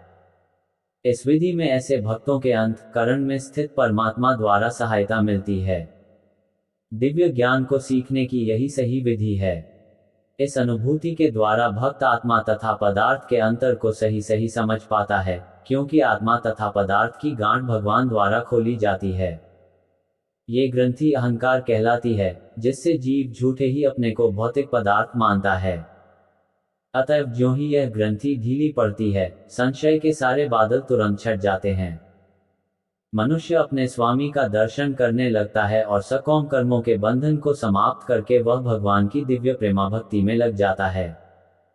भौतिक जगत में जीव स्वयं सकौम कर्म की श्रृंखला की सृष्टि करता है और जन्म जन्मांतर तक इन कर्मों के अच्छे तथा बुरे फलों को भोगता रहता है। किंतु ज्यों ही वह भगवान की प्रेम में सेवा में लग जाता है त्यों ही वह कर्म बंधन से मुक्त हो जाता है। फिर उसके कर्मों से कोई प्रतिक्रिया उत्पन्न नहीं होती।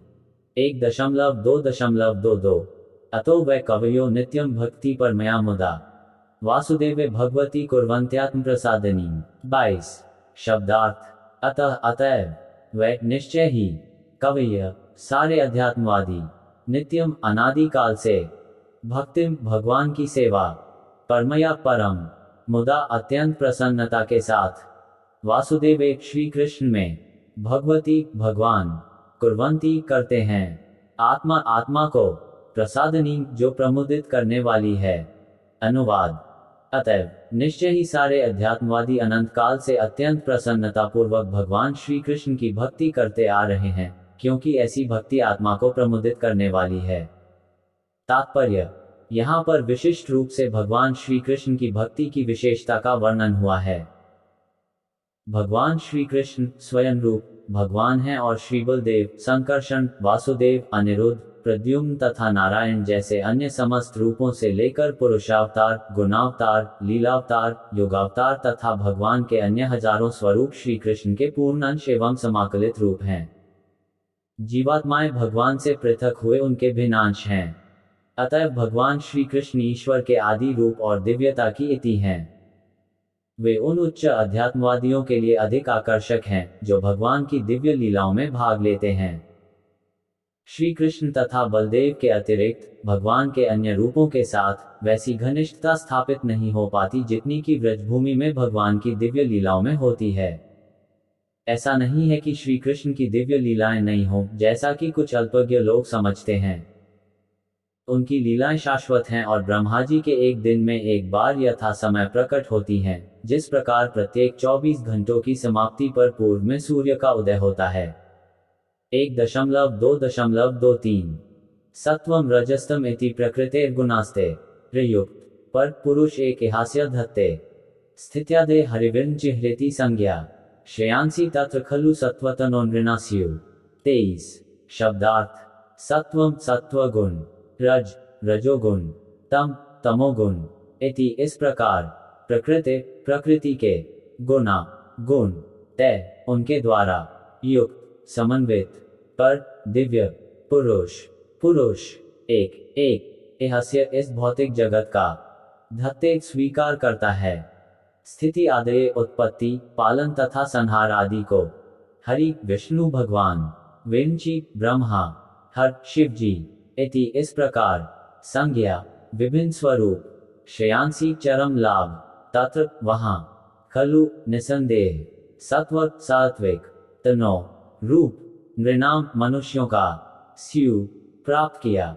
अनुवाद: दिव्य भगवान प्रकृति के 3 गुणों सत्व, रज तथा तम से अप्रत्यक्ष रूप से संबद्ध हैं और वे भौतिक जगत की उत्पत्ति, पालन तथा संहार के लिए ब्रह्मा, विष्णु तथा शिव इन 3 गुणात्मक रूपों को ग्रहण करते हैं।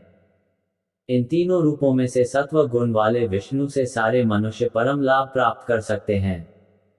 तात्पर्य: पहले जैसा ये कहा गया है कि भगवान श्री कृष्ण की भक्ति उनके पूर्ण अंशों के रूप में की जाए, उसकी पुष्टि इस कथन द्वारा होती है। भगवान श्री कृष्ण तथा उनके सर्वपूर्ण अंश विष्णु तत्व हैं। श्री कृष्ण के बाद अगला प्राकट्य बलदेव का होता है, बलदेव के बाद संकर्षण, संकर्षण के बाद नारायण और नारायण से दूसरे संकर्षण, तब इन संकर्षण से विष्णु पुरुष अवतार का प्राकट्य होता है। विष्णु अथवा सत्व गुण के विग्रह इस भौतिक जगत के पुरुष अवतार हैं और क्षीरोक्षाई विष्णु या परमात्मा नाम से जाने जाते हैं। ब्रह्मा रजस के विग्रह हैं और शिव तमस के। ये तीनों इस भौतिक जगत के तीनों गुणों के विभागाध्यक्ष हैं। विष्णु के सत्वगुण से इस सृष्टि का प्राकट्य संभव होता है और जब इसे विनष्ट करना होता है तो शिव जी अपने तांडव नृत्य से इसे नष्ट कर देते हैं। भौतिकतावादी तथा मूर्ख मनुष्य क्रमशः ब्रह्मा तथा शिव की पूजा करते हैं, किंतु विशुद्ध अध्यात्मवादी सत्वगुण के रूप विष्णु की पूजा उनके विविध रूपों में करते हैं।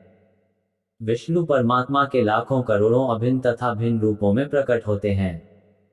अभिन्न रूप ईश्वर कहलाते हैं और भिन्न रूप जीव कहलाते हैं। जीव तथा ईश्वर दोनों के ही अपने मूल आध्यात्मिक रूप होते हैं।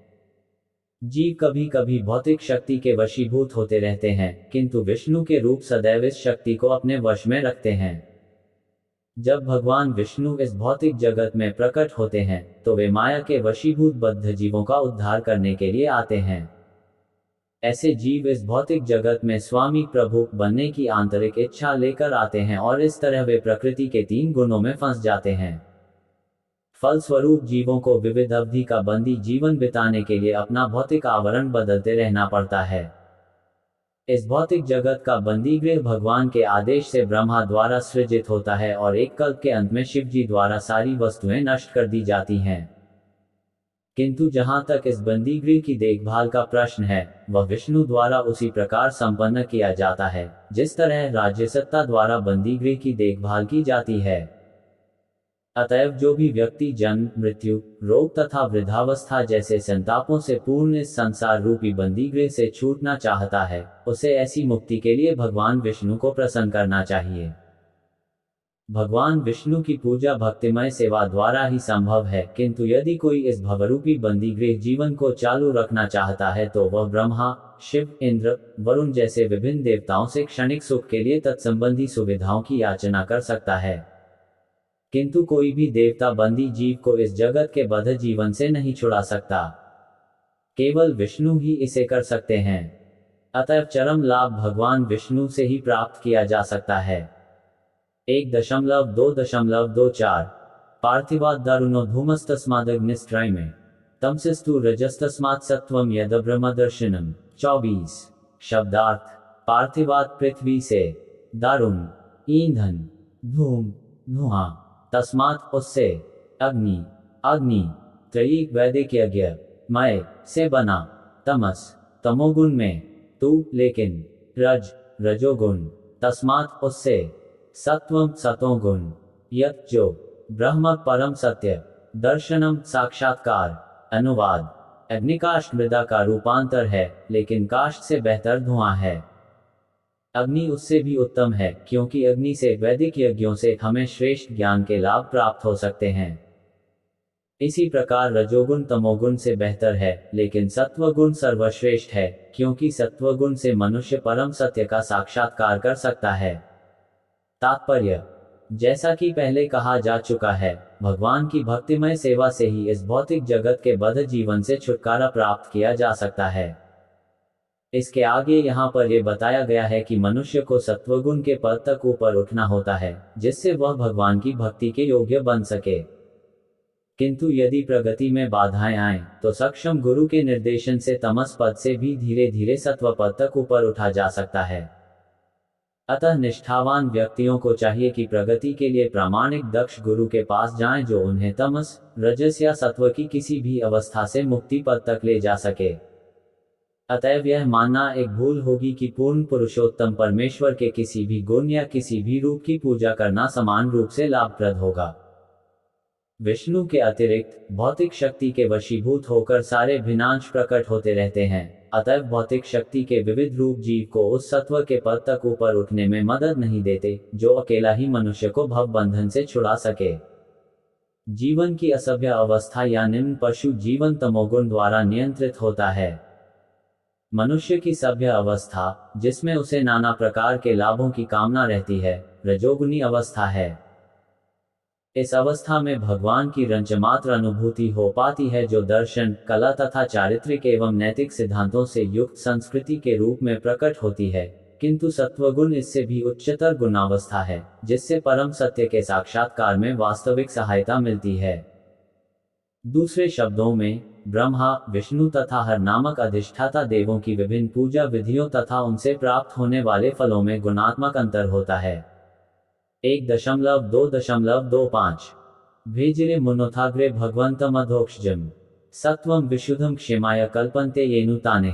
25 शब्दार्थ भेजिरे की सेवा, मुनियों ने, अथ इस प्रकार, अग्रे पूर्व काल में, भगवंतम भगवान के प्रति, अधोक्षजम आध्यात्म गुणातीत, सत्वम अस्तित्व, विशुद्धम प्रकृति के तीनों गुणों से परे, क्षेमाय परम लाभ प्राप्त करने के लिए, कल्पन्ते योग्य हैं, ये जो अनुसरण करते हैं, तान वे इस संसार में।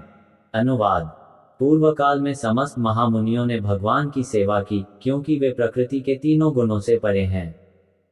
उन्होंने भौतिक परिस्थितियों से मुक्त होने के लिए और फलस्वरूप परम लाभ प्राप्त करने के लिए पूजा की।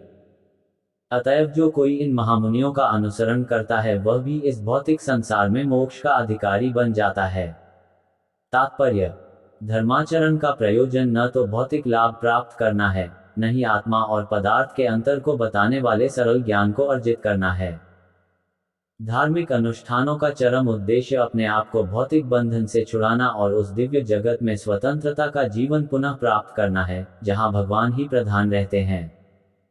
अतएव धार्मिक नियमों का संचालन स्वयं भगवान द्वारा होता है तथा धर्म का उद्देश्य महाजनों अर्थात भगवान के अधिकृत प्रतिनिधियों के अतिरिक्त और कोई नहीं जानता। भगवान के ऐसे 12 महाजन हैं जो धर्म के उद्देश्य को जानते हैं और वे सभी भगवान की दिव्य सेवा में लगे रहते हैं। जो लोग अपना हित चाहते हैं उन्हें चाहिए कि इन महाजनों का अनुसरण करें और उससे परम लाभ प्राप्त करें। 1.2.26 मुमुक्षुओ घोरूपान हित्वा भूतपतिनथ नारायण कला शांता भजंती ह्यंसूयव। 26 शब्दार्थ मुमुक्षु मोक्षकामी व्यक्ति, घोर भयानक, रूपान रूपों को, हित्वा त्याग कर, भूतपति देवतागण, अथ इस कारण से, नारायण भगवान के, कला स्वांशों, शांता परम आनंदमय, भजंती पूजा करते हैं, ही निश्चय ही, अनसूय द्वेषरहित। अनुवाद, जो लोग मोक्ष के प्रति गंभीर हैं वे निश्चय ही द्वेषरहित होते हैं और सबका सम्मान करते हैं। किंतु फिर भी वे देवताओं के घोर रूपों का अस्वीकार करके केवल भगवान विष्णु तथा उनके स्वांशों के कल्याणकारी रूपों की ही पूजा करते हैं। तात्पर्य, पूर्ण पुरुषोत्तम भगवान श्री कृष्ण जो विष्णु कोटि के रूपों के मूल रूप हैं, वे दो भिन्न कोटियों में अपना विस्तार करते हैं, पूर्ण या समग्र अंश तथा भिन्नांश। भिन्नांश सेवक हैं और विष्णु तत्व के पूर्णांश सेव्य तथा पूज्य हैं। भगवान द्वारा शक्ति प्रदत्त सारे देवता भी भिन्नांश हैं। वे विष्णु तत्व की कोटि में नहीं आते। विष्णु तत्व वे पुरुष हैं जो भगवान के आदि रूप के ही समान शक्तिमान हैं और वे विभिन्न कालों तथा परिस्थितियों में भिन्न भिन्न कोटि की शक्तियां प्रदर्शित करते हैं। भिन्नांश सीमित शक्ति वाले होते हैं। उनमें विष्णु तत्वों की तरह असीम शक्ति नहीं होती। अतः विष्णु तत्वों या भगवान नारायण के पूर्णांशों की गणना कभी भिन्नांशों के साथ नहीं करनी चाहिए। यदि कोई ऐसा करता है तो वह पाषंडी अर्थात पाखंडी होने का अपराध करता है। इस कलयुग में अनेक मूर्ख व्यक्ति ऐसा अवैध अपराध करते हैं और दोनों कोटियों को समान बताते हैं। ये विभिन्न अंश अपनी अपनी भौतिक शक्तियों के अनुसार विभिन्न पदों पर आसीन हैं, यथा काल भैरव, शमशान भैरव, शनि, महाकाली तथा चंडिका। इन देवताओं की पूजा वे ही लोग करते हैं जो तमोगुण की निम्नतम अवस्था में होते हैं। ब्रह्मा, शिव, सूर्य, गणेश तथा अन्य ऐसे ही देव उन लोगों द्वारा पूजे जाते हैं जो भौतिक भोग से प्रेरित होने के कारण रजोगुणी होते हैं। किंतु जो सचमुच सतोगुणी हैं, वे केवल विष्णु तत्वों की पूजा करते हैं। विष्णु तत्वों के अनेक नाम तथा रूप हैं, यथा नारायण, दामोदर, वामन, गोविंद तथा अधोक्षज। सुयोग्य ब्राह्मण शालिग्राम शिला द्वारा निरूपित विष्णु तत्वों की पूजा करते हैं और क्षत्रिय तथा वैश्य जैसे कुछ उच्चतर वर्ण के लोग भी सामान्यतया विष्णु तत्वों की पूजा करते हैं। सतोगुणी योग्यतम ब्राह्मण कभी भी अन्यों की पूजा विधि से ईर्ष्या नहीं करते। वे अन्य देवताओं का पूर्ण आदर करते हैं, यद्यपि काल भैरव या महाकाली जैसे देवताओं का रूप अत्यंत भयानक है। वे यह अच्छी तरह जानते हैं कि परमेश्वर के ये सारे भयानक लक्षण विभिन्न परिस्थितियों में उनके विभिन्न सेवकों के रूप हैं। किंतु इतने पर भी वे देवताओं के भयानक तथा आकर्षक दोनों ही रूपों को त्याग कर केवल विष्णु रूपों पर ध्यान केंद्रित करते हैं, क्योंकि वे भौतिक जगत से मोक्ष पाने की उत्कट इच्छा रखते हैं। सारे देवता, यहाँ तक कि देवों में सर्वश्रेष्ठ ब्रह्मा तक, किसी को मोक्ष नहीं दिला सकते। हिरण्यकशिपु ने अमर होने के लिए कठोर तपस्या की थी, किंतु उसके पूज्य देव ब्रह्मा उसे वैसा वर देकर प्रसन्न नहीं कर सके। इसीलिए विष्णु के अतिरिक्त अन्य कोई मुक्तिपाद या मुक्ति के प्रदाता भगवान नहीं कहलाते। सारे देवता भी भौतिक सृष्टि के अन्य जीवों की भांति इस भौतिक सृष्टि के संहार के समय नष्ट हो जाते हैं। जब वे स्वयं मुक्ति नहीं पा सकते तो फिर अपने भक्तों को वे किस तरह मुक्ति दिला सकते हैं। ये देवता अपनी पूजा करने वालों को कुछ क्षणिक लाभ ही प्रदान कर सकते हैं, परम लाभ नहीं। यही कारण है कि मुमुक्षुजन देवताओं की पूजा का परित्याग करते हैं, यद्यपि वे उनमें से किसी के प्रति असम्मान नहीं दिखाते।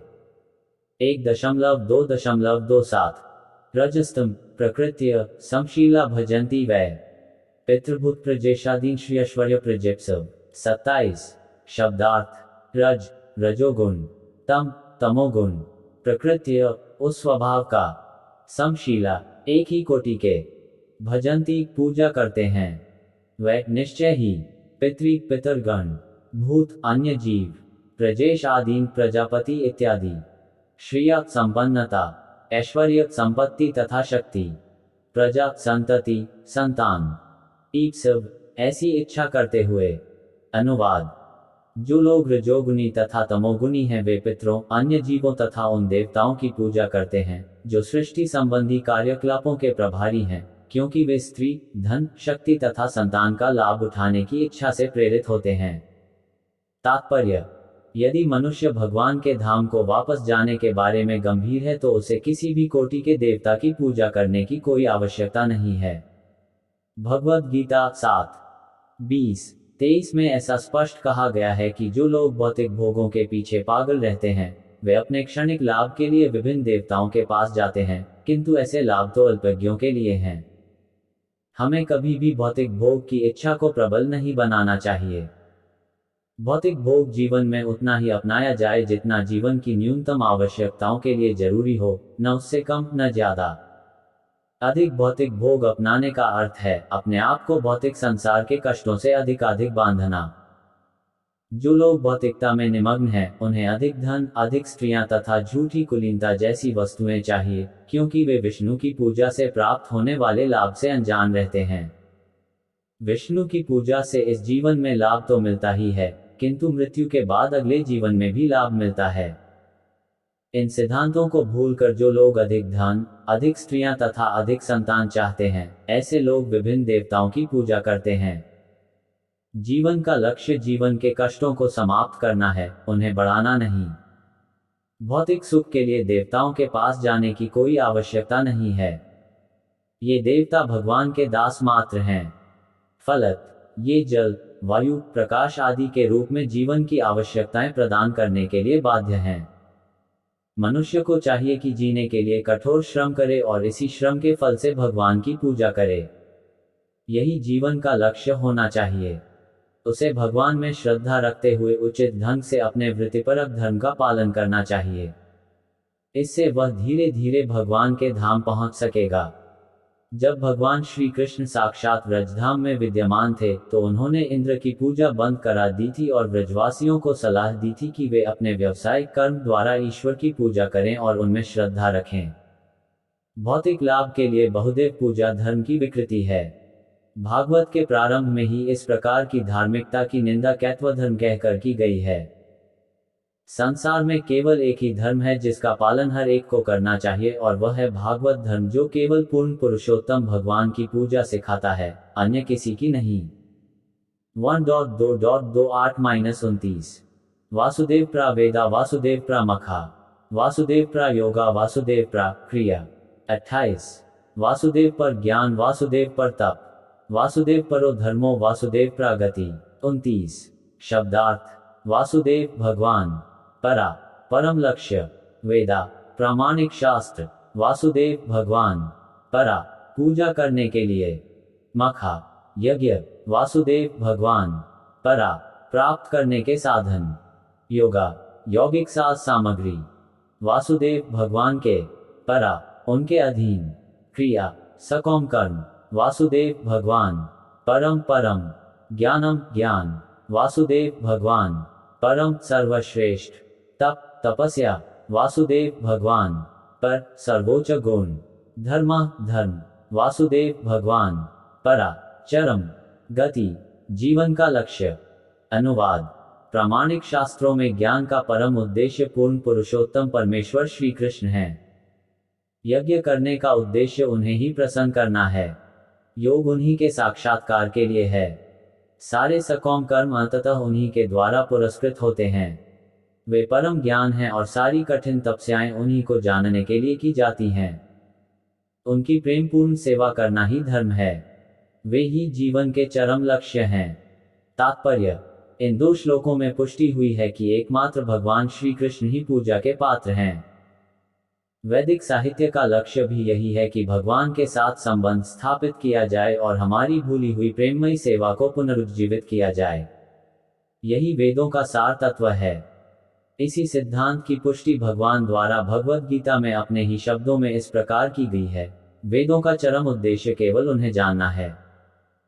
सारे प्रामाणिक शास्त्र भगवान द्वारा श्री व्यासदेव के शरीर के रूप में अवतरित होकर भौतिक प्रकृति से बद्ध पतितात्माओं को भगवान श्री कृष्ण का स्मरण कराने के लिए निर्मित किए गए हैं। कोई भी देवता भौतिक बंधन से मुक्ति नहीं दिला सकता। यही समस्त वैदिक ग्रंथों का निर्णय है।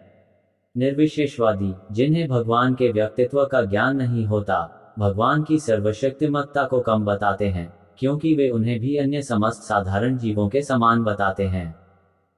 इसी कारण से निर्विशेषवादियों को बड़ी ही कठिनाई से भौतिक बंधन से मुक्ति मिल पाती है। वे अनेक जन्मों तक दिव्य ज्ञान का अनुशीलन करने के बाद ही उनकी शरण में जा पाते हैं। कोई ये तर्क कर सकता है कि वैदिक कर्म याज्ञिक अनुष्ठानों पर टिके हैं। ये सच है, किंतु ऐसे सारे यज्ञ वासुदेव की वास्तविक अनुभूति के लिए भी होते हैं। वासुदेव का अन्य नाम यज्ञ है और भगवद गीता में ये स्पष्ट कहा गया है कि सारे यज्ञ तथा कर्म यज्ञ या भगवान विष्णु को प्रसन्न करने के लिए ही किए जाने चाहिए। यही बात योग पद्धति पर भी लागू होती है। योग का अर्थ है परमेश्वर से संपर्क स्थापित करना, किंतु इस विधि में आसन, ध्यान, प्राणायाम जैसी शारीरिक क्रियाएं सम्मिलित रहती हैं और ये सब परमात्मा स्वरूप अंतर्यामी वासुदेव पर ध्यान केंद्रित करने के निमित्त होती हैं। परमात्मा साक्षात्कार तो वासुदेव का आंशिक साक्षात्कार है और यदि कोई इस प्रयास में सफल होता है तो उसे वासुदेव का पूर्ण साक्षात्कार होता है। किंतु अधिकांश योगी दुर्भाग्यवश शारीरिक विधि से प्राप्त यौगिक शक्तियों के द्वारा विपथ हो जाते हैं। ऐसे दुर्भाग्यशाली योगियों को अगले जन्म में विद्वान ब्राह्मणों या संपन्न वैश्यों के कुल में जन्म दिया जाता है, जिससे वे वासुदेव साक्षात्कार के अधूरे कार्य को पूरा कर सकें। यदि ऐसे भाग्यवान ब्राह्मण तथा वैश्य पुत्र अवसर का लाभ उठाते हैं तो साधु पुरुषों की संगति से उन्हें सरलता से वासुदेव साक्षात्कार हो जाता है। दुर्भाग्यवश ऐसे भाग्यशाली लोग भौतिक संपत्ति तथा सम्मान से पुनः वशीभूत हो जाते हैं और अपने जीवन लक्ष्य को व्यवहारत भूल जाते हैं। ज्ञान के अनुशीलन में भी यही बात लागू होती है। भगवद गीता के अनुसार ज्ञान के अनुशीलन के लिए 18 बातें हैं।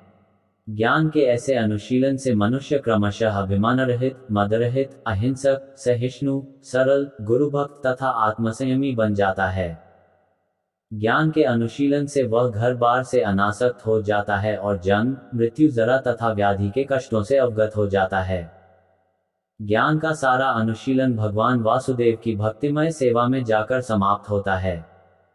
अतः वासुदेव ही ज्ञान की समस्त शाखाओं के अनुशीलन के चरम लक्ष्य हैं। ज्ञान का जो अनुशीलन वासुदेव के मिलन के दिव्य स्तर तक ऊपर उठा सके, वही वास्तविक ज्ञान है। भगवद गीता में भौतिक ज्ञान की विविध शाखाओं को अज्ञान की संज्ञा देकर तिरस्कृत किया गया है। भौतिक ज्ञान का अंतिम लक्ष्य इंद्रियों की तृप्ति करना है, जिसका अर्थ हुआ भौतिक जीवन को दीर्घ बनाना और इस प्रकार तीनों तापों का जारी रहना। अतः इस भौतिक जगत में कष्ट में जीवन की दीर्घ बनाना ही अज्ञान है।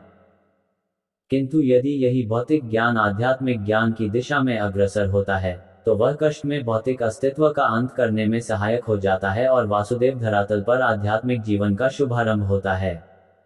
यही बात समस्त तपस्याओं को लागू होती है। तपस्या का अर्थ ही है किसी उच्चतर जीवन उद्देश्य के लिए स्वेच्छा से शारीरिक कष्टों को सहना। रावण तथा हिरण्यकशिपु ने इंद्रिय तृप्ति को उद्देश्य बनाकर नाना प्रकार के दारुण शारीरिक कष्ट झेले थे। कभी कभी आधुनिक राजनेता भी अपना राजनीतिक काम साधने के लिए कठिन तपस्याएं करते हैं। ये वास्तव में तपस्या नहीं है। मनुष्य को चाहिए कि वासुदेव को जानने के लिए स्वेच्छा से शारीरिक असुविधाएं स्वीकार करें, क्योंकि वास्तविक तपस्या की यही विधि है। अन्यथा अन्य सारी तपस्याएं रजोगुनी तथा तमोगुनी मानी जाती हैं। रजोगुण तथा तमोगुण से जीवन के कष्टों का अंत नहीं हो सकता। केवल सत्वगुण ही जीवन के तीनों तापों को कम कर सकता है। भगवान कृष्ण के माता पिता के रूप में प्रख्यात वसुदेव तथा देवकी ने वासुदेव को पुत्र रूप में प्राप्त करने के लिए तपस्या की थी। भगवान कृष्ण समस्त जीवों के जनक हैं, भगवद गीता 14:4। अतएव वे समस्त जीवों में आदि पुरुष हैं। वे ही समस्त भोक्ताओं में आदि भोक्ता हैं। अतएव कोई उन्हें उत्पन्न करने वाला पिता नहीं हो सकता, जैसा कि अज्ञानी लोग सोचते हैं। वसुदेव तथा देवकी की घोर तपस्या से प्रसन्न होकर भगवान कृष्ण ने उनका पुत्र बनना स्वीकार किया। अतएव यदि कोई तपस्या करनी है तो ज्ञान की पराकाष्ठा वासुदेव को लक्ष्य बनाकर ही की जानी चाहिए। वासुदेव आदि भगवान श्री कृष्ण हैं। जैसा कि पहले कहा जा चुका है, आदि भगवान असंख्य रूपों में अपना विस्तार करते हैं। रूपों का ऐसा विस्तार उनकी विविध शक्तियों द्वारा संभव हो पाता है। उनकी शक्तियां भी अनेकानेक हैं। गुणता में उनकी अंतरंगा शक्तियां श्रेष्ठ होती हैं और बहिरंगा शक्तियां निकृष्ट होती हैं। भगवद गीता 7:4-6 में इन्हें क्रमशः परा तथा अपरा प्रकृति कहा गया है। अतएव अंतरंगा शक्तियों के द्वारा विविध रूपों में होने वाला उनका विस्तार श्रेष्ठ होता है और बहिरंगा शक्तियों द्वारा होने वाला विस्तार निकृष्ट होता है। जीवात्माएं भी उन्हीं के विस्तार अंश हैं। जो जीवात्माएं उनकी अंतरंगा शक्ति के विस्तार से उद्भूत होते हैं, वे नित्य मुक्त होते हैं, और जो भौतिक शक्तियों से उद्भूत होते हैं, वे नित्य बद्ध होते हैं। अतएव ज्ञान, तप, त्याग तथा कर्म का सारा अनुशीलन हम पर पड़ने वाले प्रभावों को बदलने के लिए किया जाना चाहिए। इस समय हम सभी भगवान की बहिरंगा शक्ति द्वारा नियंत्रित हो रहे हैं। अतएव इसके प्रभाव फल को बदलने के लिए हमें आध्यात्मिक शक्ति का अनुशीलन करना चाहिए। भगवद गीता में कहा गया है कि जो महात्मा हैं या जिनके हृदय इतने विशाल हो चुके हैं कि वे भगवान कृष्ण की सेवा में लगे रहते हैं, वे अंतरंगा शक्ति के वश में रहते हैं, और इसका फल ये होता है कि ऐसे विशाल हृदय वाले लोग बिना विचलित हुए भगवान की सेवा में लगे ही रहते हैं। यही जीवन का लक्ष्य होना चाहिए और यही समस्त वैदिक साहित्य का निर्णय है। किसी को सकाम कर्म या दिव्य ज्ञान के विषय में शुष्क चिंतन करने की जरूरत नहीं है। सभी को चाहिए कि तुरंत भगवान की दिव्य प्रेम में सेवा में लग जाएं। मनुष्य को न तो उन विभिन्न देवताओं की पूजा करनी चाहिए जो सृष्टि की उत्पत्ति, पालन तथा संहार का कार्य करने वाले भगवान के हाथ की भांति हैं। ऐसे असंख्य शक्तिशाली देवता हैं जो भौतिक जगत की बाह्य व्यवस्था की देखरेख करते हैं। वे सब भगवान वासुदेव के सहायकों के समान हैं। यहाँ तक कि ब्रह्मा जी तथा शिव जी की गणना भी देवताओं में होती है, किंतु भगवान विष्णु या वासुदेव तो सदा दिव्य पद पर रहते हैं। यद्यपि वे भौतिक जगत के सतों गुण को स्वीकार करते हैं, किंतु फिर भी वे समस्त भौतिक गुणों से परे रहते हैं। निम्नलिखित उदाहरण से यह बात और स्पष्ट हो जाएगी। एक बंदीगृह में बंदी होते हैं और बंदीगृह के व्यवस्थापक भी होते हैं, किंतु बंदी तथा व्यवस्थापक दोनों राजा के नियमों से बंधे होते हैं। लेकिन यदि कभी कभार राजा बंदीगृह में आता है तो वह बंदीगृह के नियमों से बंधा नहीं होता। राजा सदैव बंदीगृह के नियमों से परे होता है, ठीक उसी तरह जिस तरह भगवान इस भौतिक जगत के नियमों से परे होते हैं। 1.2.30 स एवेदम ससर्जाग्रे भगवानात्म मायया सत्सद्रूपा 400 गुणमया गुणो विभु 30 शब्दार्थ स वह एव ही इदम इस ससर्ज उत्पन्न किए गए, अग्रे पहले, भगवान आत्मा माया अपनी निजी शक्ति से, सत कारण असत प्रभाव फल, रूपा रूपों के द्वारा, च तथा असौर वही भगवान, गुणमय भौतिक प्रकृति के गुणों में, अगुण दिव्य विभु परम। अनुवाद। इस भौतिक सृष्टि के प्रारंभ में उन भगवान वासुदेव ने अपने दिव्य पद पर रहकर अपनी ही अंतरंगा शक्ति से कारण तथा कार्य की शक्तियां उत्पन्न की। तात्पर्य, भगवान की स्थिति सदैव दिव्य रहती है, क्योंकि भौतिक जगत की सृष्टि के लिए आवश्यक कारण कार्य शक्तियां भी उन्हीं के द्वारा उत्पन्न की गई हैं। अतएव वे भौतिक गुणों से अप्रभावित रहते हैं। उनका अस्तित्व, रूप, कार्य तथा साज सामग्री, ये सब भौतिक सृजन के पहले से विद्यमान थे। वे पूर्ण रूप से आध्यात्मिक हैं और उन्हें इस भौतिक जगत के गुणों से कुछ भी लेना देना नहीं रहता, क्योंकि ये गुण भगवान के आध्यात्मिक गुणों से भिन्न हैं।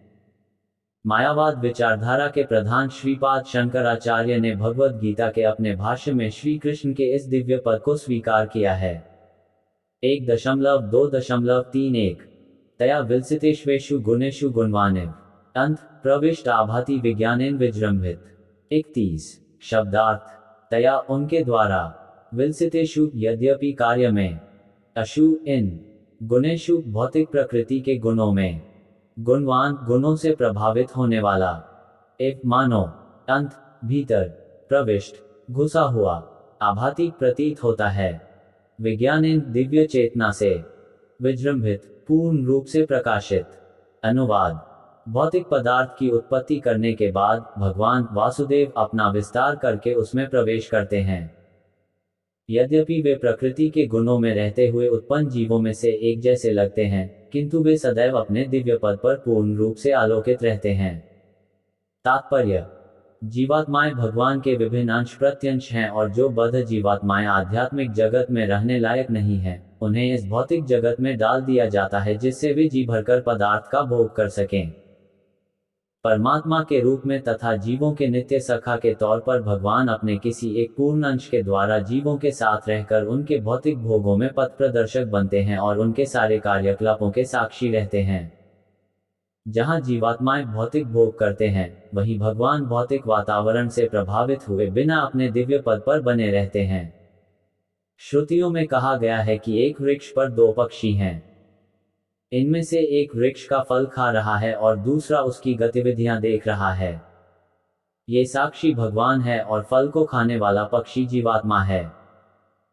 फल खाने वाला जीवात्मा अपने वास्तविक स्वरूप को भूल गया है और भौतिक जगत के सकाम कर्मों में बुरी तरह व्यस्त है, जबकि भगवान परमात्मा सदैव दिव्य ज्ञान से परिपूर्ण रहते हैं। परमात्मा तथा बद्ध जीव में यही अंतर है। बद्ध जीव या जीवात्मा प्रकृति के नियमों के वशीभूत रहता है, जबकि परमात्मा भौतिक शक्ति के नियंत्रक हैं। द्वासुपर्णा संयुजा सखाया समान वृक्षं परिष्यस्व जाते तयोरन्यो पिप्पलम स्वाद्वत्यंशन्योभिचाकशीति।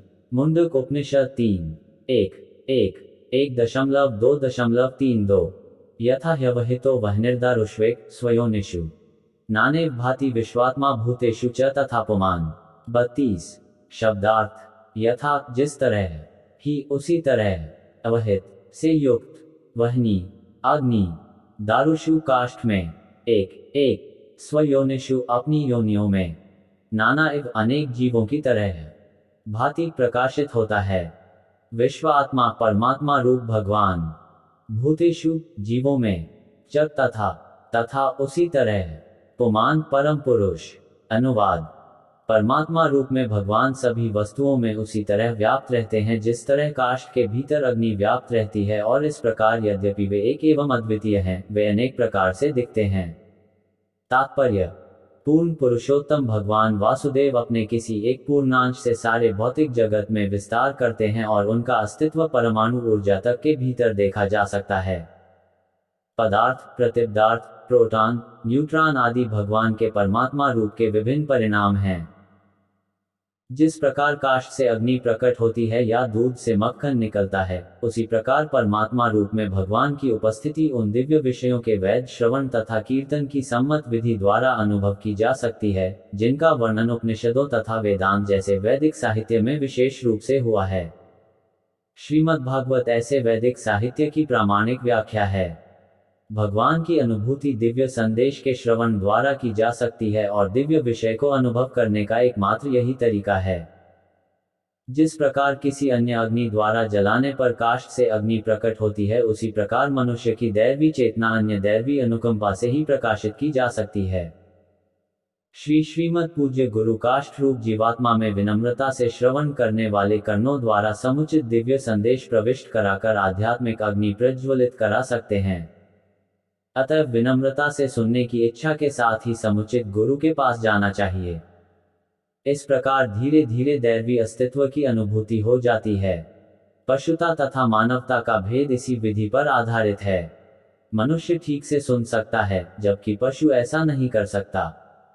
1.2.33 असौ गुणमर भवेर्भूत सूक्ष्मेन्द्रियात्म भी स्वनिर्मितेषु निर्विष्टो भुंक्ते भूतेषु तद्गुणान्।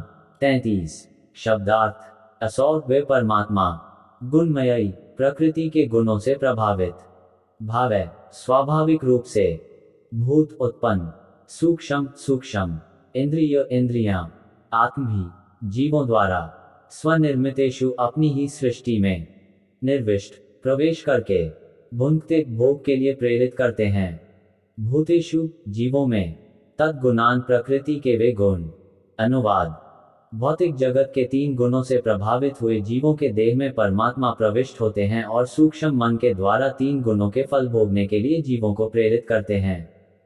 तात्पर्य: सर्वाधिक बुद्धिमान जीव ब्रह्मा से लेकर नगण्य चींटी तक जीवों की 84 लाख लाख योनियां हैं और ये सब की सब अपने सूक्ष्म मन तथा स्थूल शरीर की इच्छाओं के अनुसार भौतिक संसार का भोग करती हैं। स्थूल भौतिक शरीर सूक्ष्म मन की अवस्थाओं पर आधारित होता है और इंद्रियां जीव की इच्छानुसार उत्पन्न की जाती हैं। भगवान परमात्मा रूप में जीव को भौतिक सुख प्राप्त करने में सहायक बनते हैं, क्योंकि जीव अपनी इच्छा के अनुसार कोई भी भौतिक सुख प्राप्त करने में पूर्ण रूप से अक्षम है। वह इच्छा करने वाला है और भगवान उसका नियमन करने वाले हैं। आशय यह है कि सारे जीव भगवान के अंश हैं, अतएव वे भगवान से अभिन्न हैं। भगवद गीता में भगवान ने विविध शरीरधारी जीवों को अपना पुत्र कहा है। पुत्रों के सुख एवं दुख परोक्ष रूप से पिता के भी सुख एवं दुख होते हैं, तो भी पुत्रों के सुख दुख से पिता प्रत्यक्ष रूप से प्रभावित नहीं होते।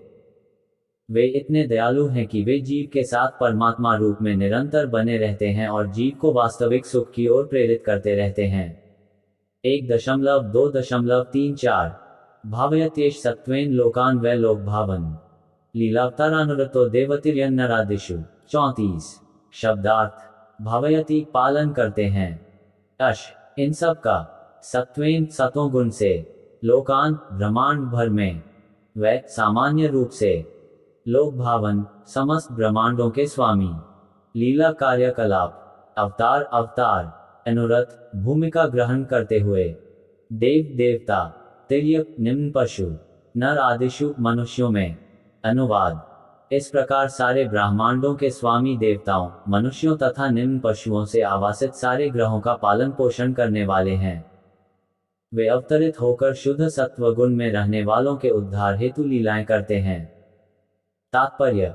भौतिक ब्रह्मांड अनगिनत हैं और प्रत्येक ब्रह्मांड में असंख्य ग्रह हैं, जिनमें विविध गुणों वाले विभिन्न कोटि के जीव निवास करते हैं। भगवान विष्णु इनमें से प्रत्येक लोक में तथा प्रत्येक जीव समूह में अवतरित होते रहते हैं। वे उनके बीच अपनी दिव्य लीलाओं का प्रदर्शन करते हैं, जिससे उनमें भगवान के धाम वापस जाने की रुचि उत्पन्न हो।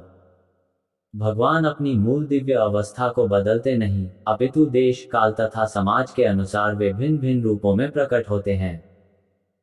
कभी वे स्वयं अवतरित होते हैं तो कभी किसी उपयुक्त जीव को अपना प्रतिनिधि बनाकर उसे शक्ति प्रदान करते हैं, किंतु प्रत्येक दशा में प्रयोजन एक ही रहता है। भगवान चाहते हैं कि दुख उठाने वाला जीव उनके पास अर्थात भगवत धाम वापस आ जाए।